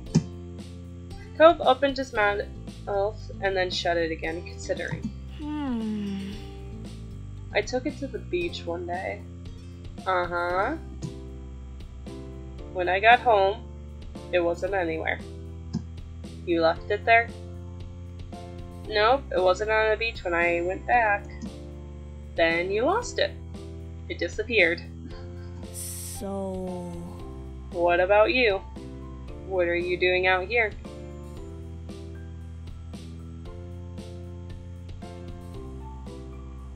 I'm sorry. So... What do you do out here? Oh. I don't like coming to the beach a lot.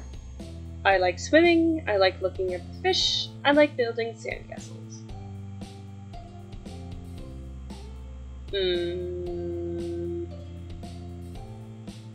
Nothing. I do nothing at the beach. I guess you play in the water mostly. I like swimming. women. Cove's lips curled up in a small smile. Me too. It occurred to you that you hadn't been swimming in a while. There was just so much to do before school started up again, and so little time. Once you reached the shopping area, the noise level grew exponentially. No longer just waves and footsteps, but the clattering of people enjoying the lovely summer day.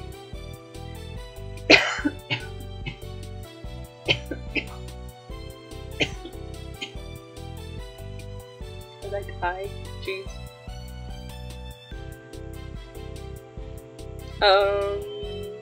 The calling of birds trying to find food left behind, and a lot of sail people trying to get attention. You sniffed the air as you walked beside Cove. You could smell the ocean, but now there are lots of other scents now too. Fudge. Pizza, pretzels, and hot donuts. Donuts! It's nice. It's not very nice. It's alright. It's nice.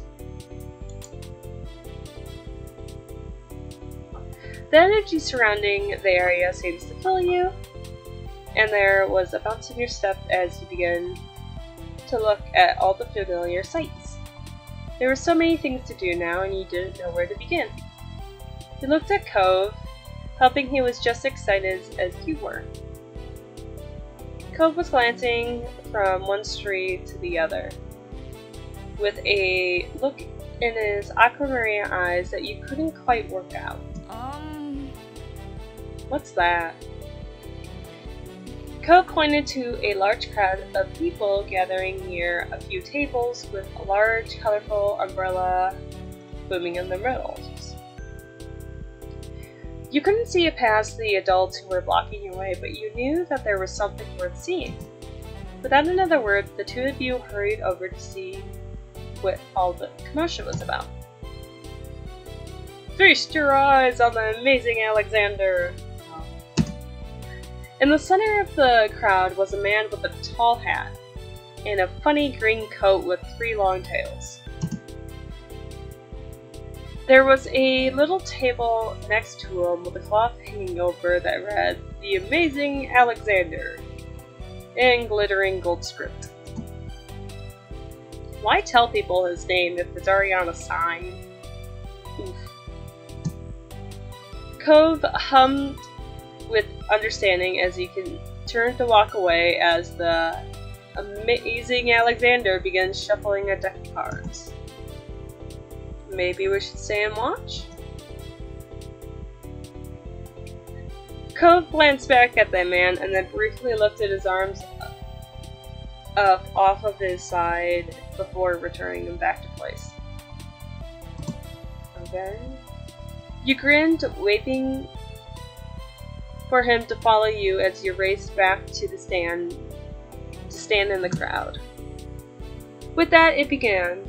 The magic man pulled one card out of the deck and then showed it to the curious onlookers. It was a 4 of diamonds. Watch closely! You did, squeezing through a few adult onlookers to get a better view. Suddenly, the man snaps his finger and the card just disappeared. Whoa! The amazing Alexander, who earned his title, turned his head and looked directly at you. Run. He reached out with a kind smile. What's this behind your ear? Nothing. Tell me.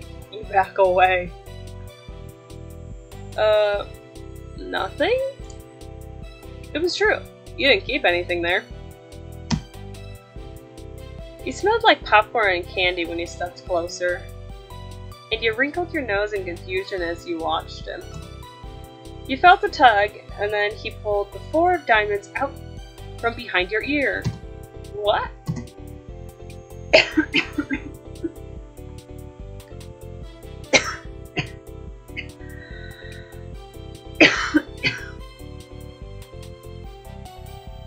pulled out more than a card. He pulled out a cough. Jesus. You knew that it couldn't really have come from here, but you still didn't get how he'd done it. There was a light applause from the crowd, and the man gave a deep bow. This is for you. The magician plucked a pair of balloons from a clump of them tied down onto his table. Both of them were the shape of a dolphin instead of a normal circle. And for your friend too. Thank you for being my assistant. Wow! A dolphin balloon! And now you're grateful that he chose you. After that, he went to someone else in the crowd. Pick a card, any card. My uncle does that every time he visits. Not the balloons, just with stuffed cards. Cove spoke plainly as he reached over to take the dolphin that had been designated for him. Maybe it wasn't so special. Cove was just ruining the fun. At least you had a fun time. And you wondered if Cove's whole family was magic. With those wiggly eyebrows, maybe he is magic. Wow. If so, he was lucky. He's a wizard. The crowd started to clear some, and you noticed to the side that there was a whole rack of colorful kaleidoscopes on display. You picked up a kaleidoscope, you picked up a Rubik's Cube, or you packed up a magic 8-ball. You walked past the toys. Kaleidoscope? Hell yeah. Ooh, these are so cool. You shifted your balloon string to the other hand so you could pick up the mysterious tube to your eye. The whole palette of colors appeared right before you, spinning all different kinds of shapes as you twirled the end of the tube. Cove picked up one and looked through it, twisting the tube at the end. After a second, he put it back down on the rack, moving to the other side of the stall. He went under the awning, careful with his own floating dolphin, and you joined him. Did you have places like this in your old town? Are you having fun? I don't really like it here. Or you say nothing.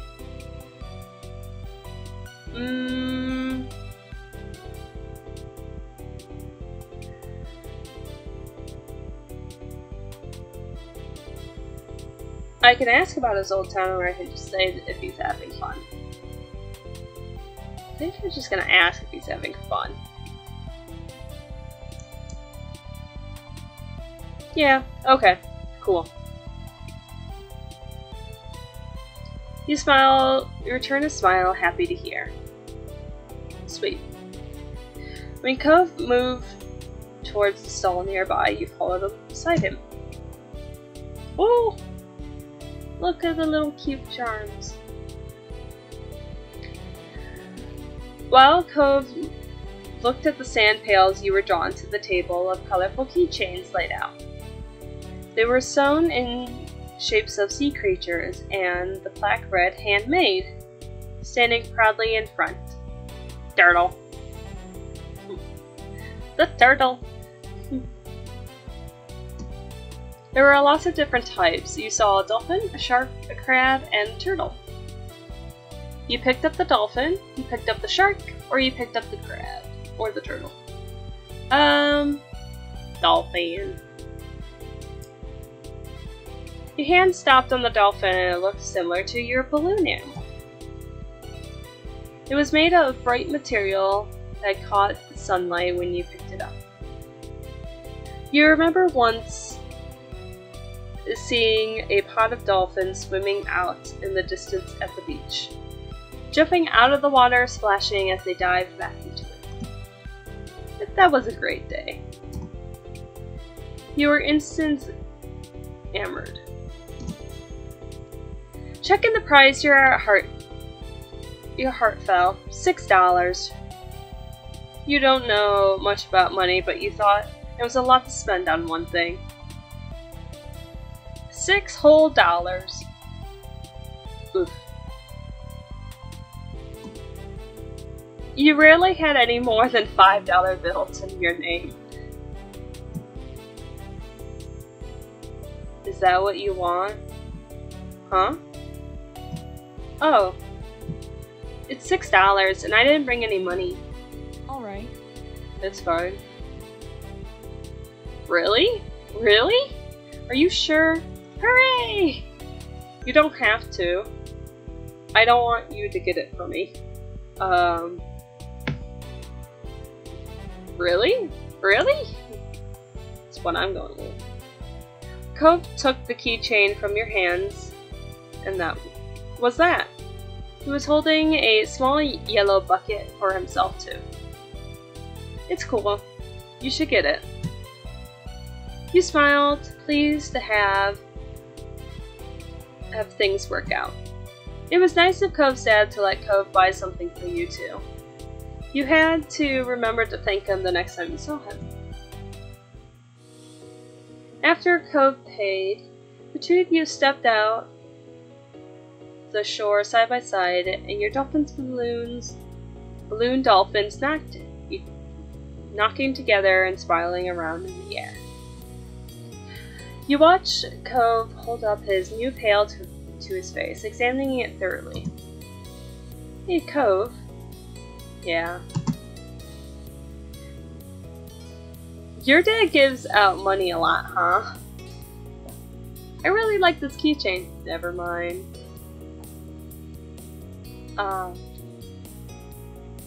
Devastate him, or just saying, I really like this keychain? I'm not gonna devastate him.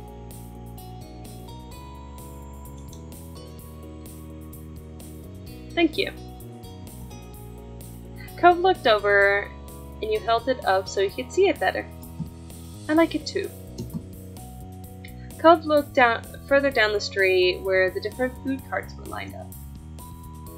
Resting his downcast arm over his stomach, just as he did, yours let out a light growl.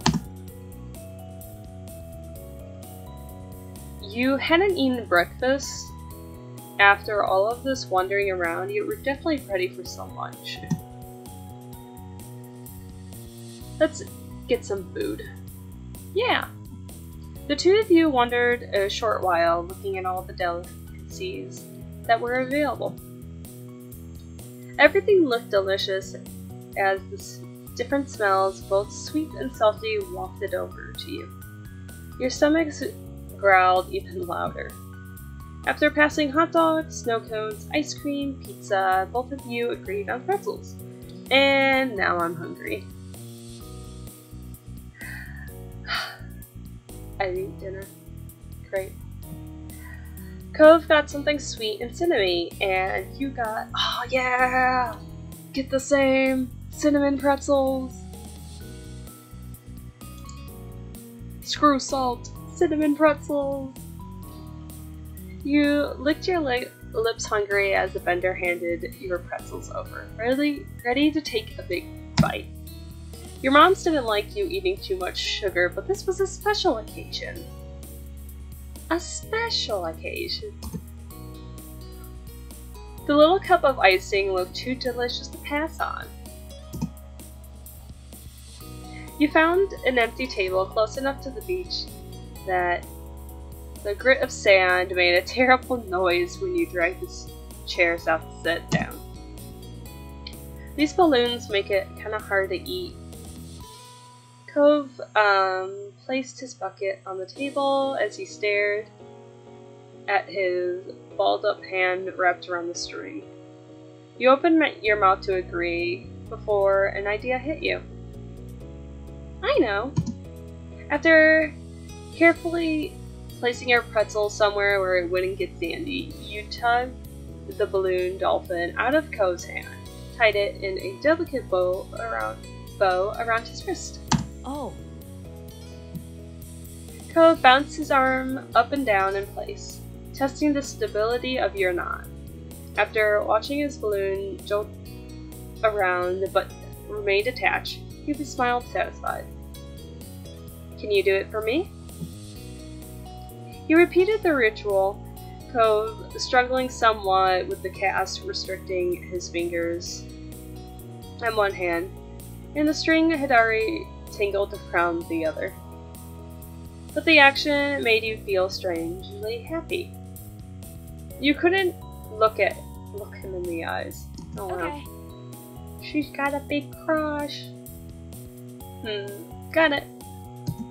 The two of you spent the moment admiring your handiwork, both hands now free to allow easy munching on your pretzels. You bit into the doughy treat, savoring the taste on your tongue with a smile as you look over the ocean.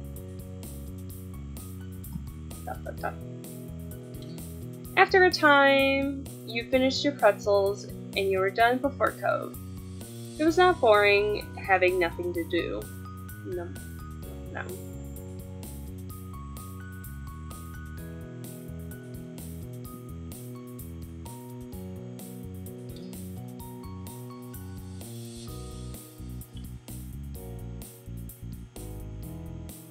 Oh, nom nom. I was like, not nom. I was like, what?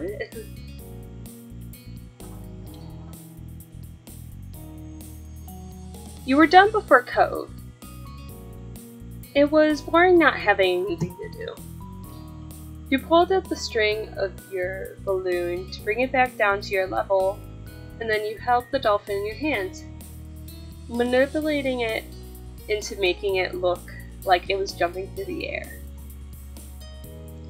You turned to face the beach, almost looked like it was swimming in the waves like a real dolphin. A laugh came from your side. When you glanced back at Cove, he left the remaining part of his pretzel on the wrapper as he gripped his balloon too. Mine's name is Merryweather, and he's the Prince of Dolphins. Mine's name is Splash. He's the star in the movies. Mine's name is Cherry. She's an alien. My name is Sam's, and they're just a regular dolphin.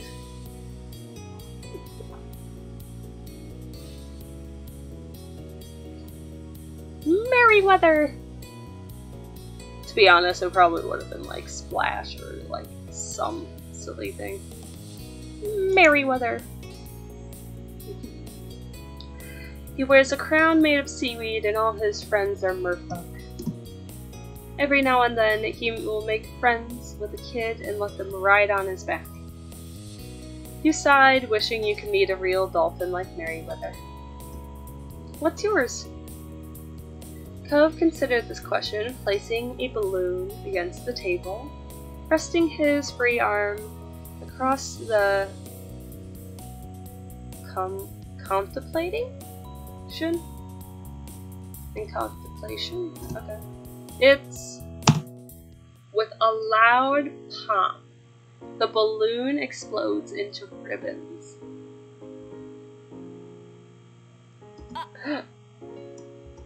Oh no! For a second, all Cove did was gasp in shock like you. And then his cheeks puffed up, squinting his eyes, and you saw tears start to glisten. The balloon! Oatmeal. Oh no! Sophia, you make a joke, you offer to find Alexander, or you offer to give Cove your balloon. Or you don't say anything, he will be alright. He's fine!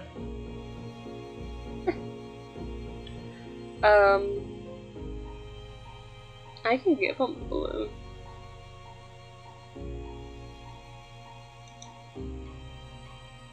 Don't cry. You quickly pulled the knot around your wrist loose, passing your balloon over to Cove. It wasn't the same color, but you hoped Cove would accept it anyways. Here, you can have this one. Cove sniffed, a lone tear running down his cheek. No, I don't want to take yours from you. Then we'll share it. It's your turn to hold it. Really? This child. Yeah, it's okay. Cove accepts the balloon delicately, probably to make sure this one didn't pop like the other one. Thanks, Sophia. Seeing him like that felt much better than keeping the dolphin to yourself.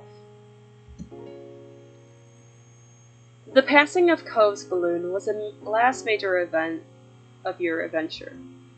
The two of you head back late that afternoon. You separated on the beach while Cove went straight home with his pale, new sand pail in hand, while you decided to sit a while. You watched the waves and the sunset, fiddling with your new keychain. Another summer day was drawing to a close. It was great going around with Cove, and you hoped to do it again, but the next time you wished nothing would happen to make him cry. Ta-da! That's one.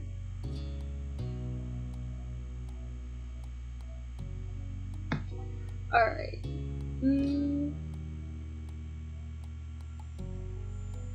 There's library, growing up, gosh, long day, barbecue.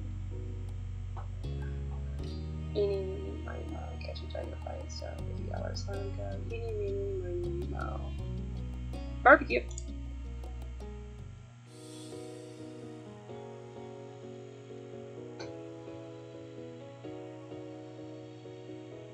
You have been brought to the big park today, which did an excellent job of living up to its title. The park near your house was a lone playground equipment. It wasn't even a quarter of the size of the expansion grass and trees that laid out before you now.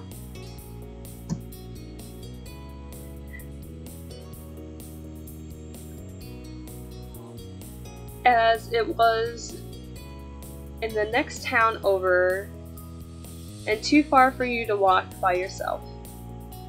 You didn't get to visit it much, so you soaked up the environment.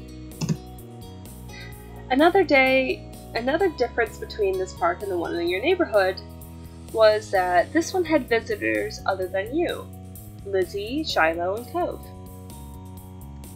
Today was the busiest that you ever seen it, thanks to the community get-together, luring people in from all over the local area, the promise of barbecue and fireworks.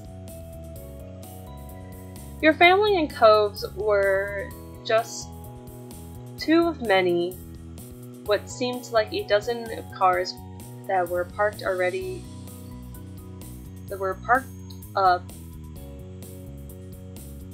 already when you had arrived.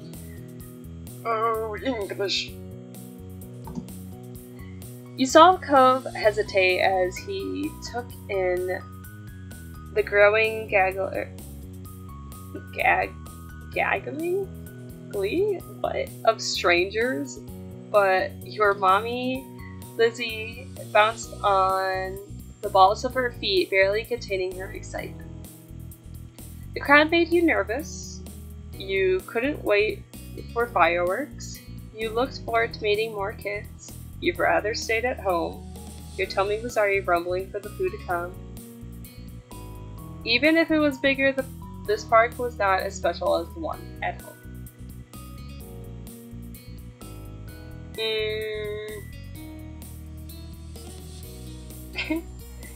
Either I'm already hungry or I couldn't wait for fireworks.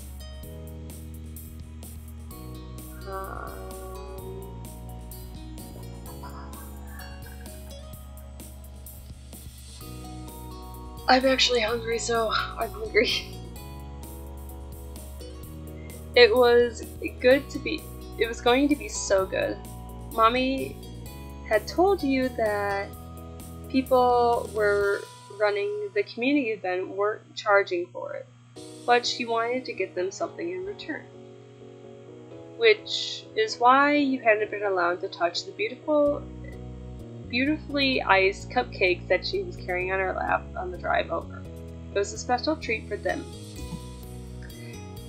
Every time the car made a turn, she clenched the box tightly enough for her knuckles to strain, much to everyone's amusement. Mr. Holton contributed to the party with a huge pack of juice box that was tucked under his arm after being retrieved from the car truck. I remember having to hold different cakes and other things just so it wouldn't mess up, as me and my mom had to deliver them. I would get so scared when we had to make turns. I was just like yell at mom for making like too tight of a turns, and I was like, dude.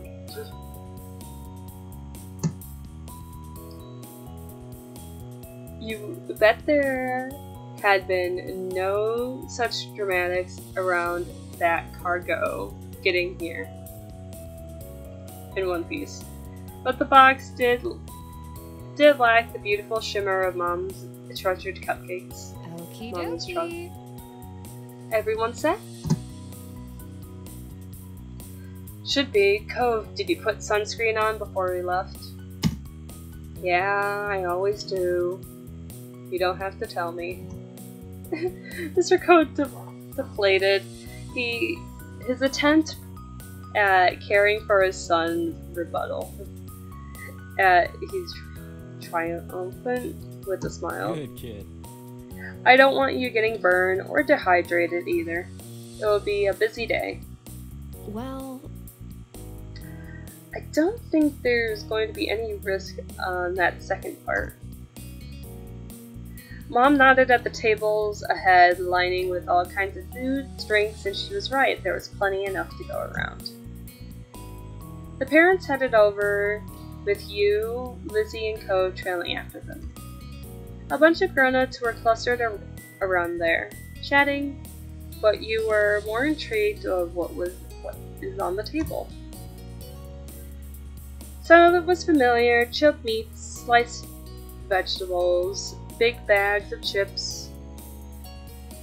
But there was a lot that you didn't recognize. Your moms had said that you weren't to touch the food until they said it was time to eat.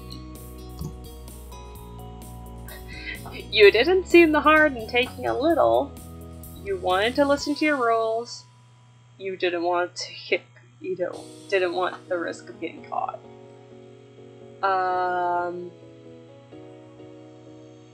Not wanting to risk getting caught was definitely like something I did often. I was just like, yeah, no. It would be bad if you got into trouble before the event had even started. You saw that Mommy and Mr. Holton had deposited the food and drinks that they brought. Mommy gave the cupcakes one final worried look before turning to you with a smile. Since that's the topic at hand, how about we refresh ourselves? We fresh up with something to drink. Oh, Neil, what are you doing? Itching.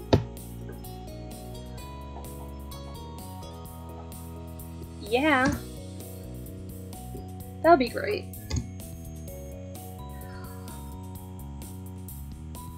Along with the ones out, there was a giant cooler on the ground stuffed with full cans of soda, boxes of juice, milk,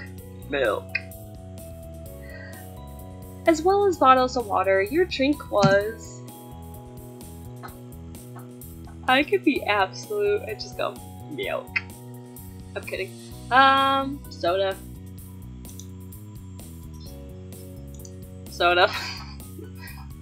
I didn't accidentally click butter.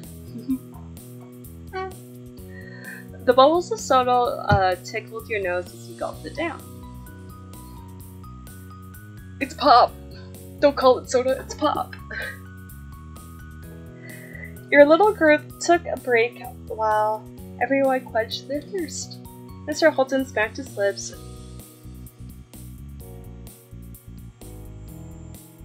Pantomimally enjoyment? Oh fuck, is that word? That hit the spot.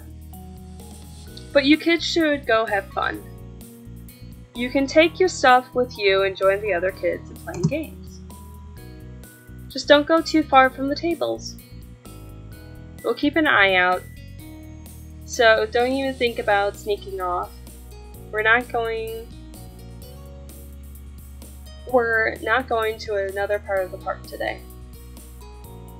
Lizzie huffed at their comment. They did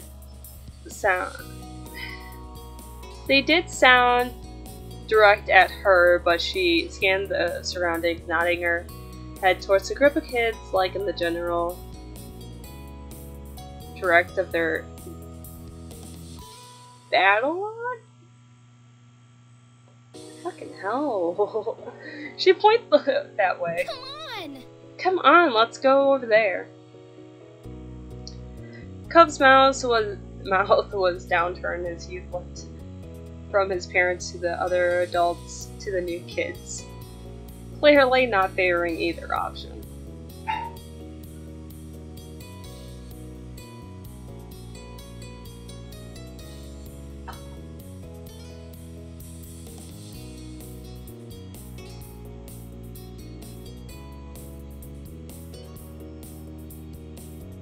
I'll be right back. I have to go I gotta go see if Holly needs help up the steps. Oh, fuck.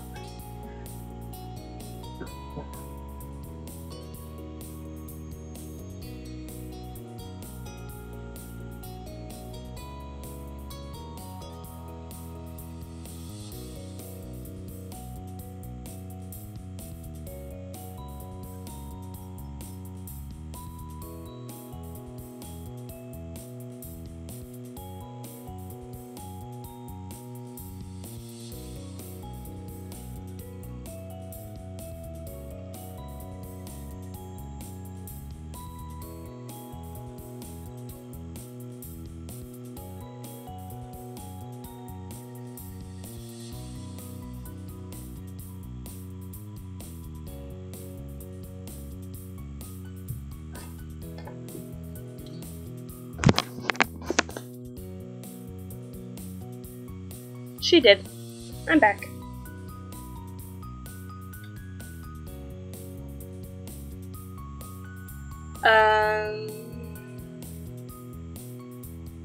But ultimately, he hunched his shoulders and tagged along after Lizzie.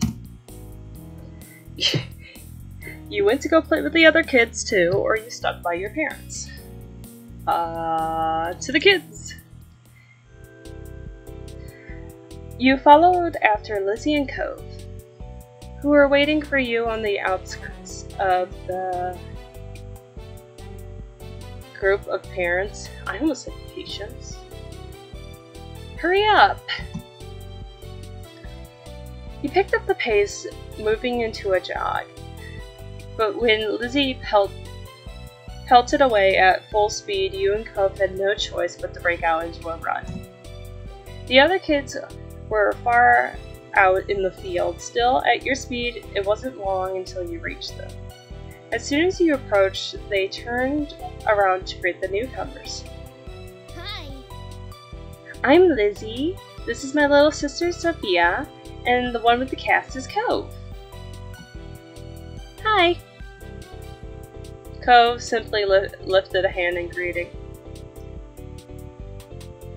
There was a chorus of hellos, names from other kids, and one of the kids looked about to be Lizzie's age or older.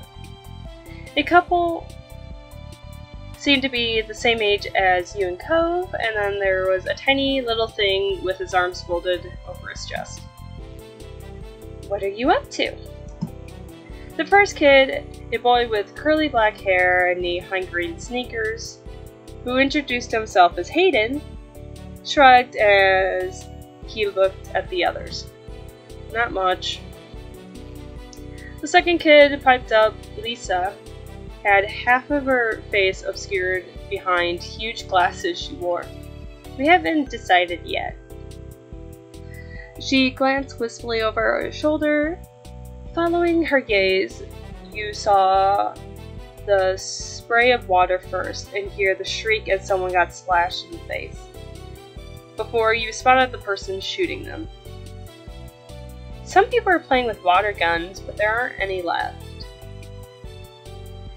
The smallest kid, Noah, grumbled at that. You guessed that's why he was sulking. Spencer hadn't said much, patted his shoulder.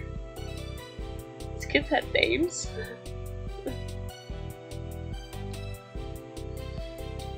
So that's out.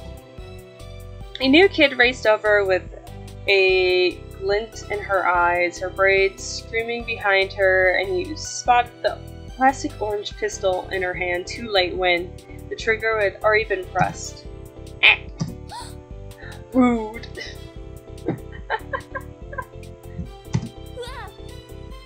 Hey! Lizzie was the who'd been caught first, was fuming. Cole was wiping the water off of his face. You rubbed at your ears trying to dislodge the water that had been pooling there. Don't spray people, you laughed. Watch, he has a cast. He pushed away. He has a cast, you're not supposed to get that wet.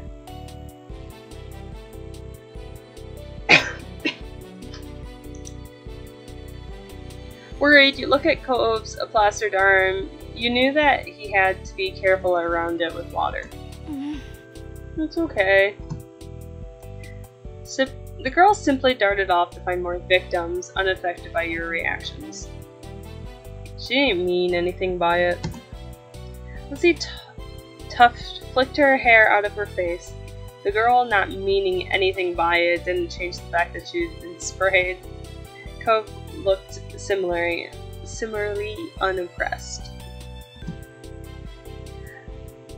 Lisa's face lit up as she had an idea. Hey, we should catch her. She won't be able to spray people if she's running away from everyone. Yeah. Let's be a fucking menace.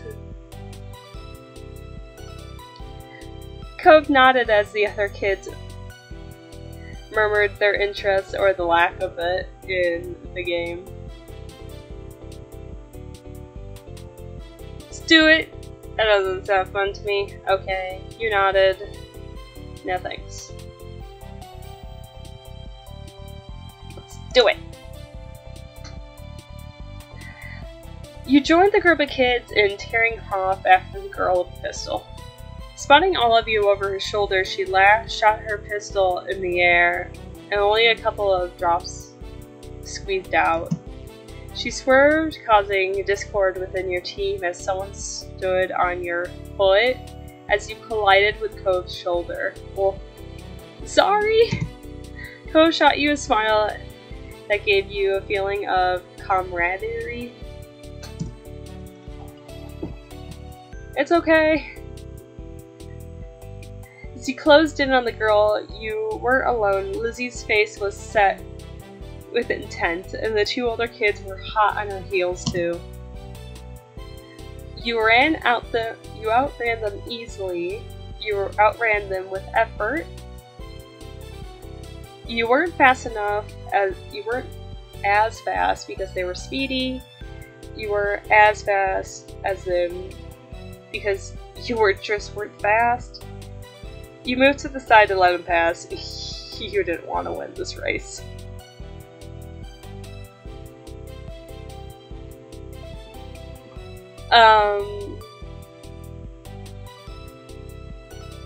Let's just catch this bitch.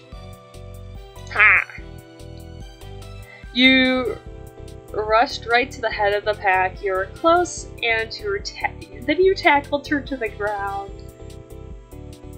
Damn. You did it. The girl who had been caught giggling as she got to her feet brushed off the strands of grass from her knees. Smiling Cove came to a stop at your side. Lizzie whooped in delight, clapped her hands. The boy with the bright sneakers grinned. Now you're it. Catch us if you can. Yeah. I'll do it. You won't get away from me. With that, you all dispersed, squealing, laughing as you tried to evade capture. The sour mood from earlier had evaporated entirely, replaced by a light, playful atmosphere. Several rounds later, when most of the kids had taken at least one turn at it, the smoke in the air wafted to your nose. That was actually fun. I accidentally, the first time I played through, I sat out and just watched it happen. I was like, oh, oops. Caught by surprise, you looked up to find the brilliant blue sky had turned to orange and sunken down on the horizon. With all the excitement, you had lost track of time completely. Looking over, you saw people standing over the grills, poking them to life. It was near time to eat. Oh, itchy nose. We should head over there. I'm so hungry.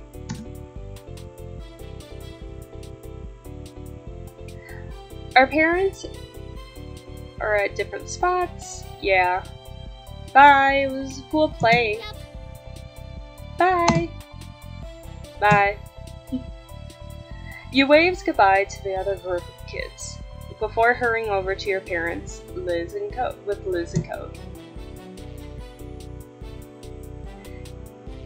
A tickle unfurled in your throat, growing more persistent as you came closer to the source of the smoke. As the three of you approached, your parents spotted you, came to join you halfway. You greeted them, but another cough obscured your words. Oof, that's quite a cough. Are you alright, sweetie? Yes, Mama. Unite confidently. Fine. No, you shook your head. I'm fine. It's just smoke.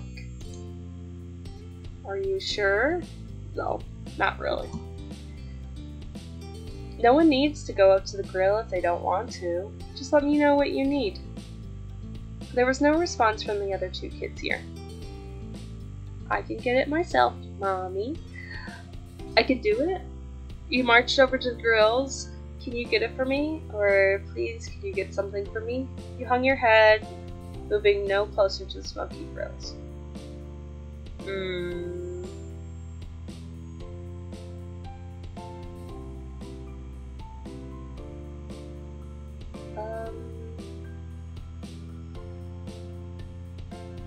Sure. Alright. But tell me if it gets too much for you. So? The main thing being served is kebabs. You can have whatever you like on it. There are different meats and veggies. Food. I chose the wrong one. So, like, I want food. Food. All the food. As you approached, you found a vast arrangement of bits and pieces ready to be skewered and served up. You chose chicken, beef, pork. Just choose all potatoes.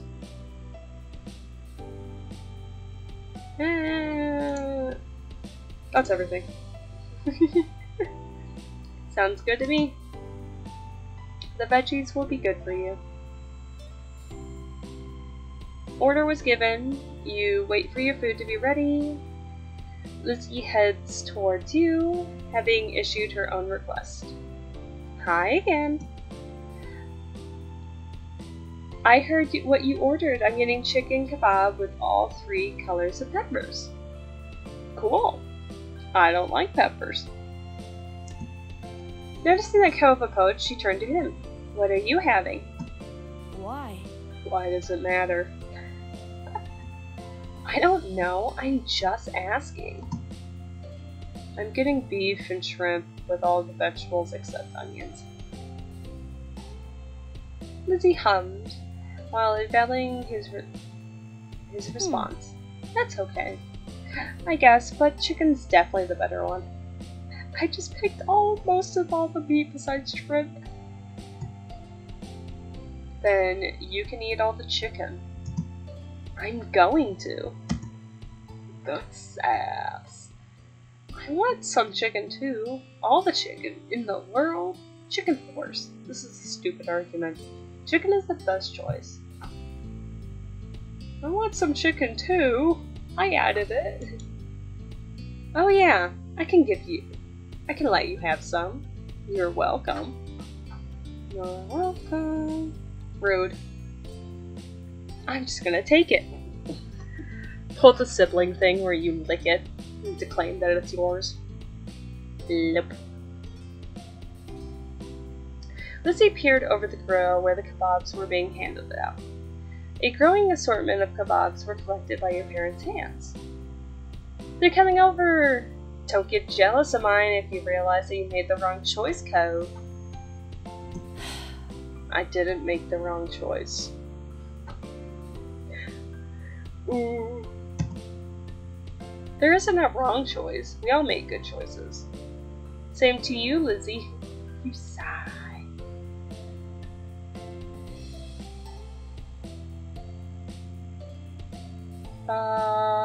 We made all good choices? It's just what a kebab that someone eats. The person serving gives your mommy one final kebab, and then your parents move over to rejoin you. Between them, carrying 6 kebabs, one for each of you, including Cove and Mr. Houghton. We got the goods. Cove's daddy is looking for a place that we can sit. In the meantime, they begin passing out the kebabs to their rightful owners. Lizzie smiles smugly as she receives hers. These are pretty big. Be careful not to drop them.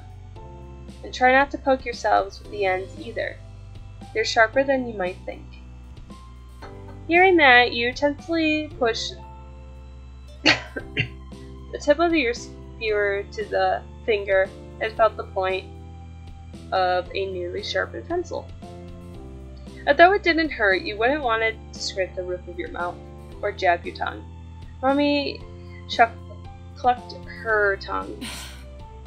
It would have been nice if there were options a little easier to manage and less messy to eat, especially for smaller kids. There aren't even plates for everyone, so we could set down the food for a second. True. That's what you get for eating free, the price of free. But we can hack it, right? Lizzie nodded her head vigorously, clutching her kebab like a trophy. Your parents led back to the tables, immediately evident why Mr. Holton had been sent to scout out one. The benches were quickly filled up with people that got their food. I kind of miss going to barbecues. Mr. Holton was standing over a corner section near the edge of the sitting area as he beckons your group over to join him. You clambered onto the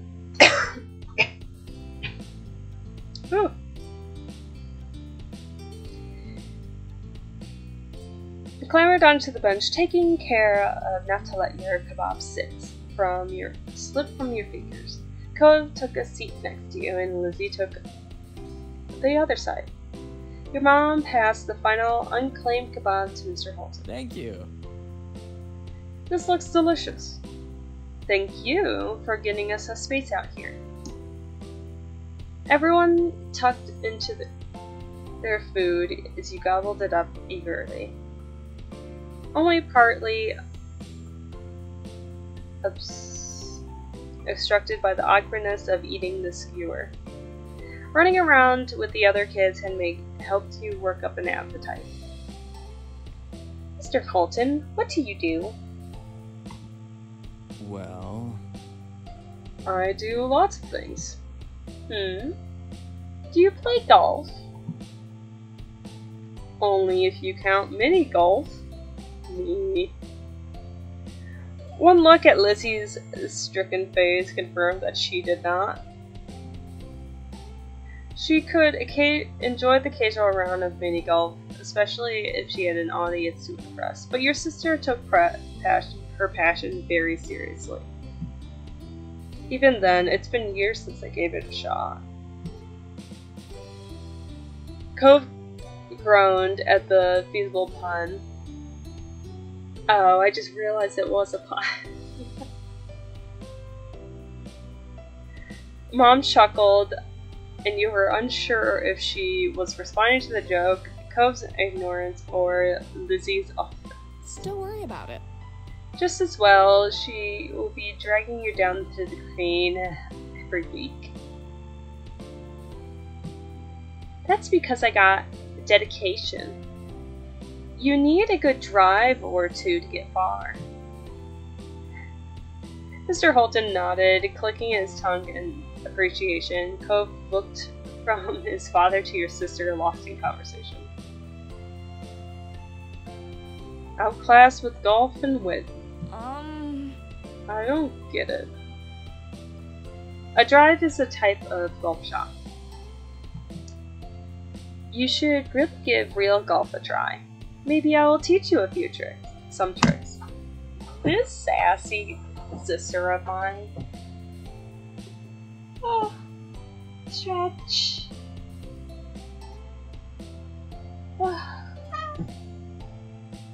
Don't try to change my dad to be more like you.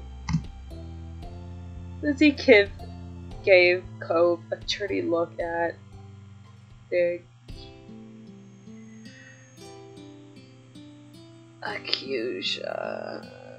Yep. Okay. Mommy felt the need to move the topic ahead before it got heated. Oh, nice. That's really sweet of you. I'm sure Mr. Holton is busy, so he might not have time for another hobby. Yeah, I don't think I made for that. Still, the offer is appreciated. Why? Then tell me something you really do already. You just go away every day. I like scuba diving. Though with the business, it's more work than play these days. Surfing and reading, snorkeling. Those are all things Cove likes. Oh, it's a good thing you live by the beach. You stay quiet. That's all the things Cove likes. Mr. Holton exaggeratedly puffs out his chest. What can I say? My boy has good taste. Takes after his dad in that way. The sun had been setting when you got your food. By the time you finished, night had truly fallen. Your sticky fingers were the only remaining evidence of your meal. The kebab, I ate the kebab stick. The kebab had been a great combination. More than the sum of its parts, the seasoning was freedom to choose every ingredient yourself, but was made into something to remember. Rising from the table, Mommy held up her water bottle. Okay. Now that the food is gone, you gotta wash your hands. Okay. Sophia, Lizzie, please hold them out. Lizzie complied, coming over to cup her hands together in front of her. Mommy splashed some water onto her fingers, and Lizzie rubbed them together, working off any residue. Here. Mommy passed a paper towel from her purse and Lizzie to use to dry off her hands. Your turn.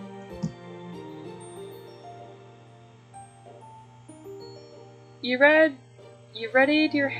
your hands to catch the water. You begrudgingly held up your hand. You didn't move. I didn't need to. I guess.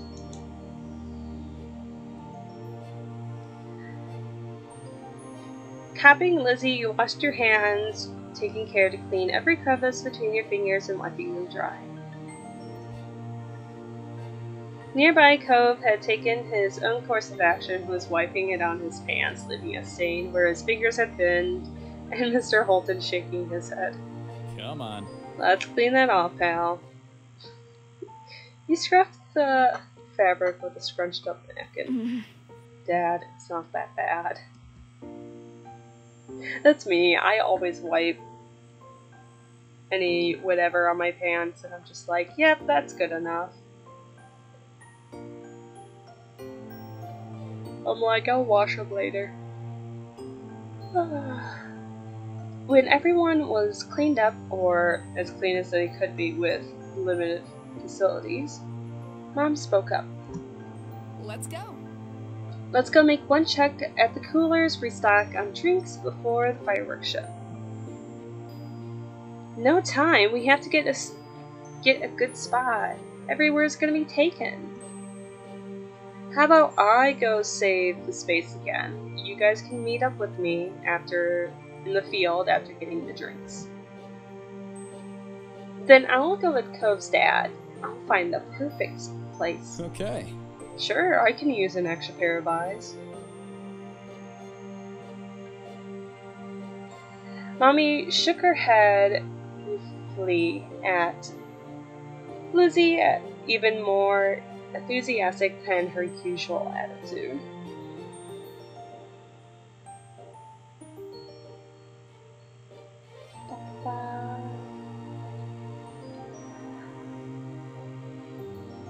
Oh, I read it. That's fine. Alright, me, Cove, and Lizzie can go find a place to sit. Pam, Cove, and Sophia, do you want to go get the drinks? Okay. You nodded. Okay, I'll get the stuff that we need. No, I want to pick up a spot. I don't want to get drinks. You consider the option. Okay, I'll get all the stuff that we need. As Mommy, Lizzie, and Mr. Holton headed off to the wide open field where the fireworks were being set up, you could join Cove and Mom in the returning to the coolers where you can pick up drinks earlier. As you approach, you expect you would not find much. Where they had originally been stocked to the brim was now half empty. The ice which cushioned the drinks and kept them cool was largely melted, with only panties floating like tiny icebergs. Slim pickings. The drinks that remained looked to be bottles of water, but you caught a glimpse of something more colorful among them. Mom rummaged through the cooler, excavating a couple of boxes of juice boxes from the bottom in the process. Aha. Sophia, Cove, you can take one of those if you want. Perks of helping.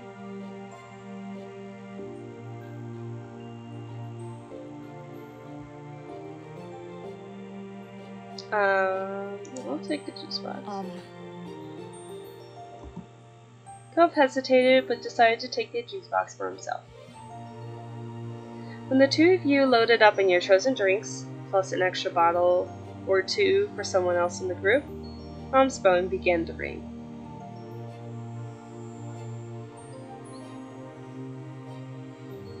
She juggled the bottle of water over to the crook of her arm and looked at the caller. It's Mommy. Hold tight while I get this. How are you? Hi, hun. How's it going? Did you find the perfect spot already? She nodded along to call, punctuating the uh-huhs as Mommy gave her the directions. Catching her eye, she gestured towards the grassy field. We got a place. Come on. We better go before the show starts.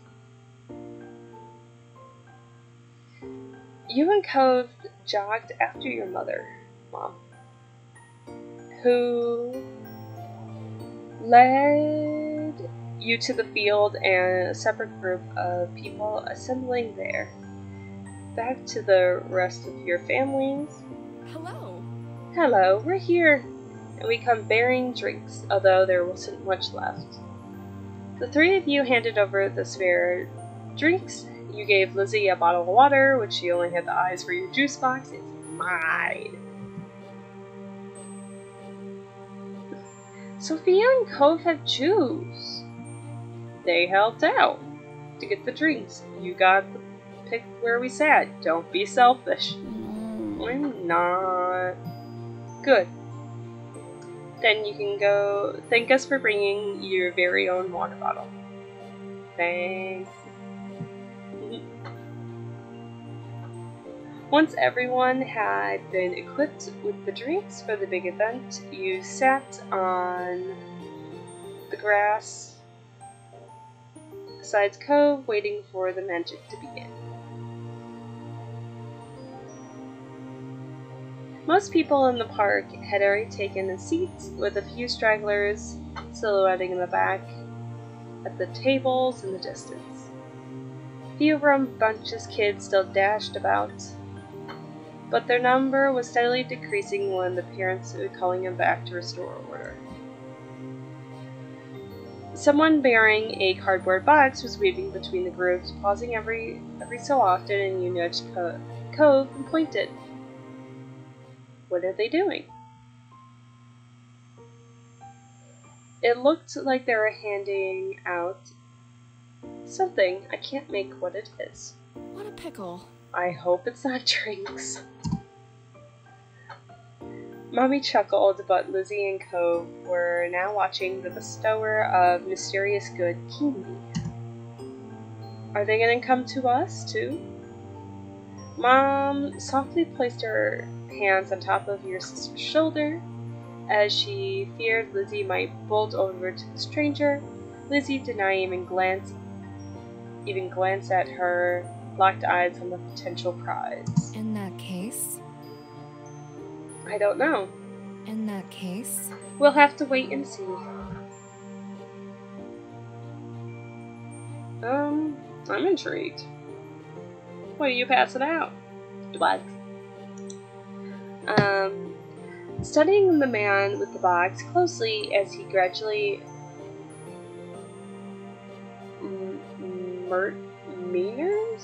near, and you could make out what he was holding was small item to most of the groups as they stopped at. They seemed too short to be water bottles. Beyond that, it remained a mystery. Then the boxman made his way to your group. Evening. I'm handing out dessert. Any takers? There's dessert? Oh yeah. Lizzie squealed, hopping off the ground. The man chuckled. Ice cream! I'm going to take that as a yes. The ice cream is on the menu. We have vanilla flavored twist with either chocolate or strawberry syrup. Nice. Nice. None for me though, thanks. Same, but the offer is appreciated. I want chocolate. Can I have strawberry? I want strawberry for me too, please. Now you are going to make a decision. Strawberry, chocolate, or strawberry? You were lactose intolerant. Okay, I'm gonna get strawberry. I'm going to get chocolate.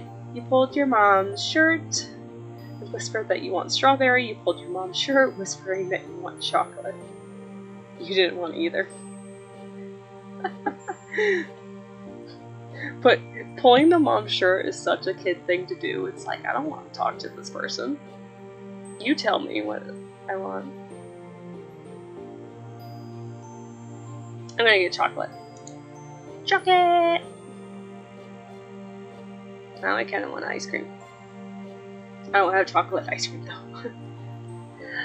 Reaching into the box, the man brought out the requested ice cream and tossed them out. It came with a little plastic cup completed with a wooden spoon stuck to the paper lid.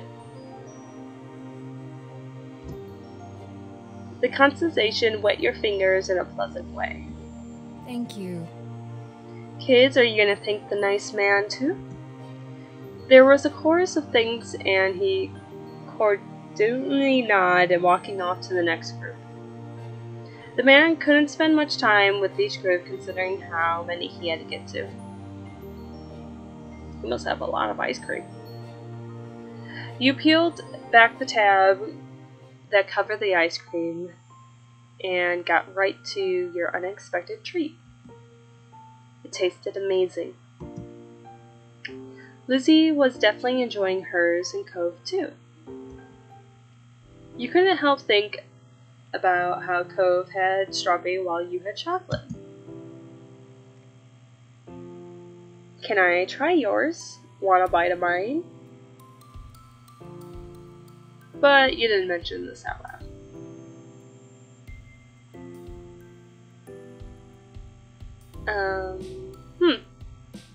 Should we be polite and ask first?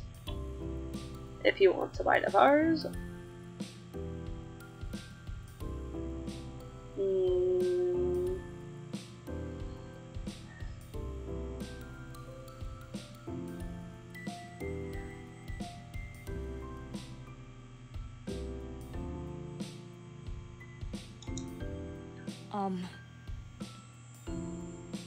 He looked around awkwardly, but I want to try the strawberry one.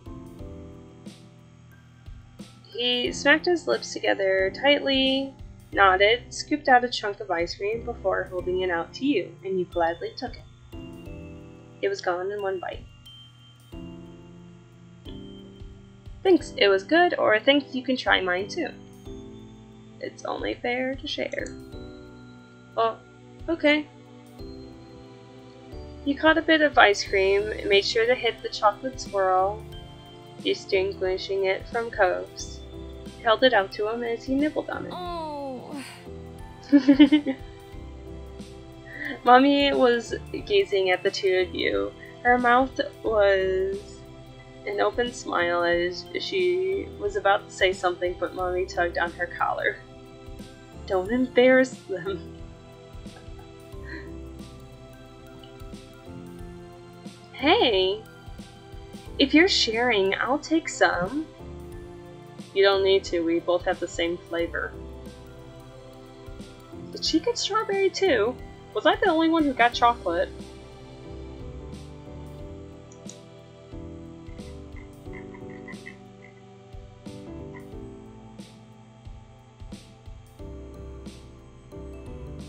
No, she said she got strawberry. Okay. You don't need to. You both had the same flavor. Okay. I think he's just talking about me. So? So what?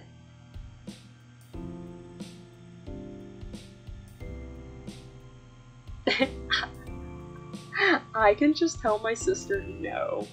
You're not taking any of mine. You shook her head now.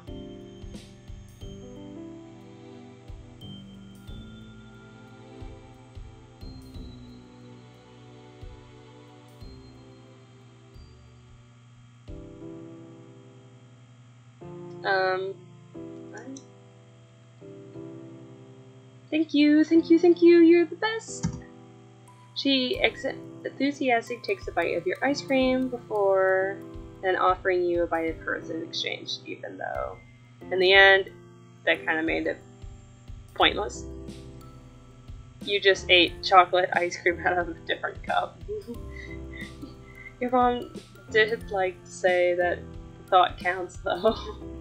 Ignoring the conundrum,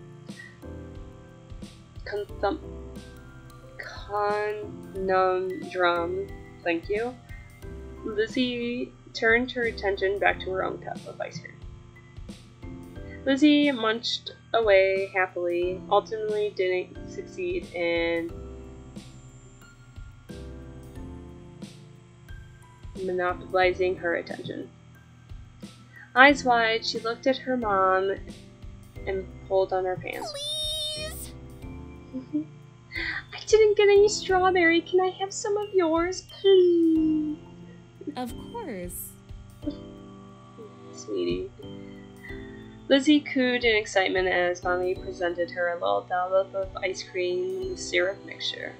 Licking her lips, Lizzie lapped it up.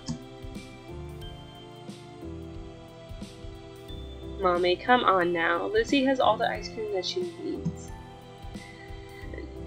She simply laughed and pinched Lizzie's cheek, then dug her spoon in again and held it out to you. I can't resist. Sophia, do you want some of mine?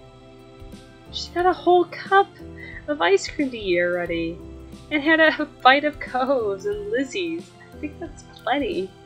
Nah, give me all the ice cream. But that's not the same as getting a little extra from your mommy. Dude, I'm taking the bite. Give me the ice cream. All of it.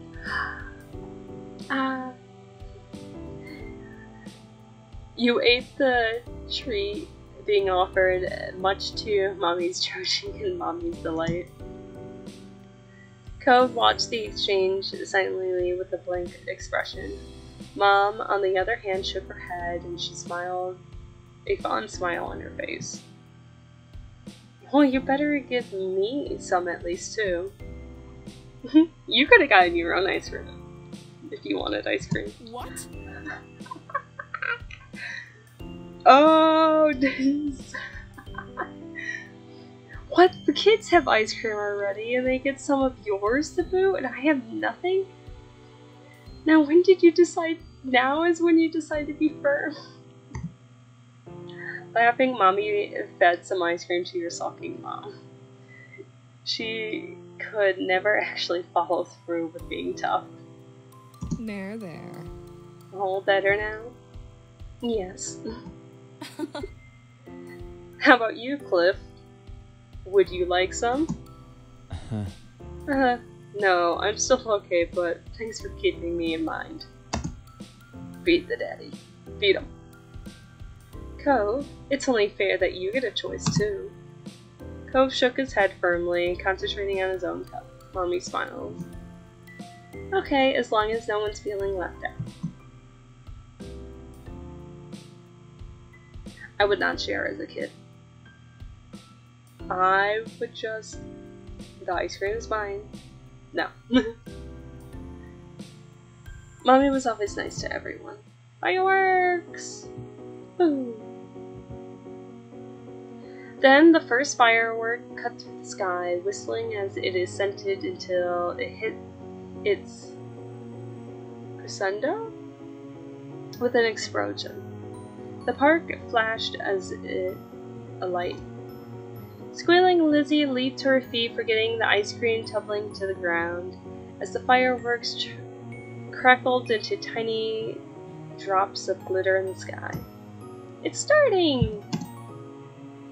As everyone looked up to the sky as another firework whizzed through the air, within each explosion, Lizzie would jump into the air.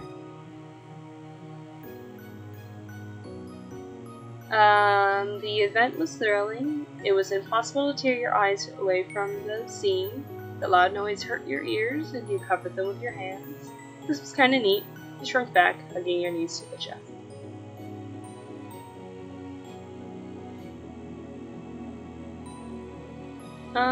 Thrilling, I guess. Cove sat by his dad, captivated by the sky sparkles and flashed overhead. Mr. Holton watched the fireworks scene impassively. He did smile at you and gave you the thumbs up when he noticed that you were looking over. Mommy hopped to her feet, pulling her Mom with her, pushing her to join Lizzie in jumping in tandem with every crack of the firework. Mommy then bent down to offer you a hand too. Got up with your family and beckoned Cove to join. This is kind of the one I'm going with, but you decided to watch quietly from the ground. You got up and joined your family. Cove, get up here. Cove got on his feet, nervously tailing after you as you stood with your family. Your mom's face lit up, literally and metaphorically, as you approached. The five of you shrieked and leaped along with the sparkles in the sky, not trying to contain your joy at the experience of the sight together. The fireworks continued, some twirling like a coil of spring as they were arched into the air. Others shoot straight up from the ground and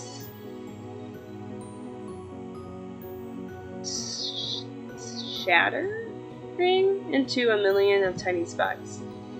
Each color got its spotlight in the show, from its fiery reds to its eerie greens and the blues that could rival the ocean. More fireworks!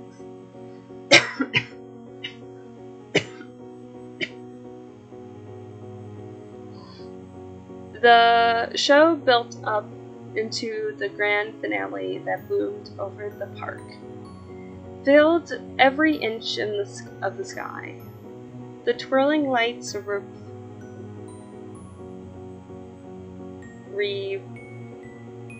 representing the full spectrum of the rainbow. Yeah. The exhilaration that had fueled you while the fireworks were going was snapped dry now that the show had finished. You collapsed into a giggling heap on the ground, suddenly aware of how your legs had ached from your exertion. Cove tumbled down with you, his expression gleeful. Mr. Halton watched his son with an expression much happier than the one he wore when watching the show. Lizzie gave one final whoop of delight and shared a high five with Mom as Mommy shouted for an encore into the night. You didn't know what it meant, but you liked the way Mom laughed. Though the sun had gone down long ago, the air on your bare arms was warm. You took in your giggly family and their spirits buoyant by the firework display, and your new friend and his father, who looked happy in their own quieter way, smiled.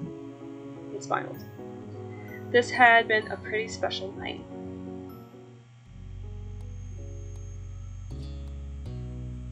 Cute. I absolutely love this game. It's so cute.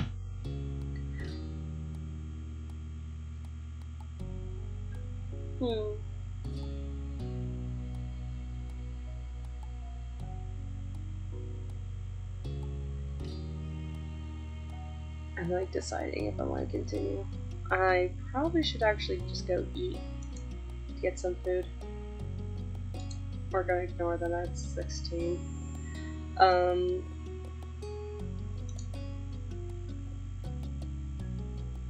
But yeah, I'm just gonna head to the menu.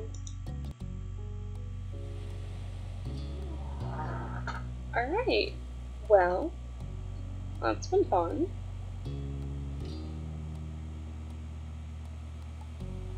I probably will continue.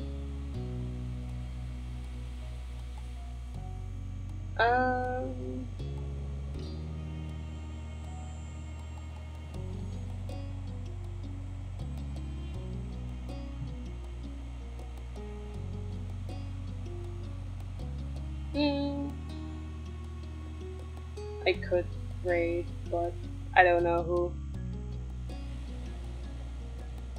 Anyone have recommendations? No.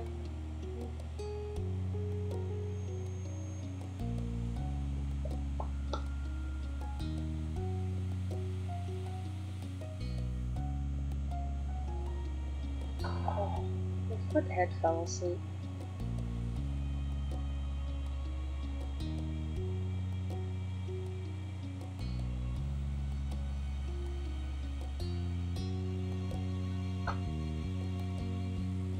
Well, I don't know who to raid, so I just might end it here.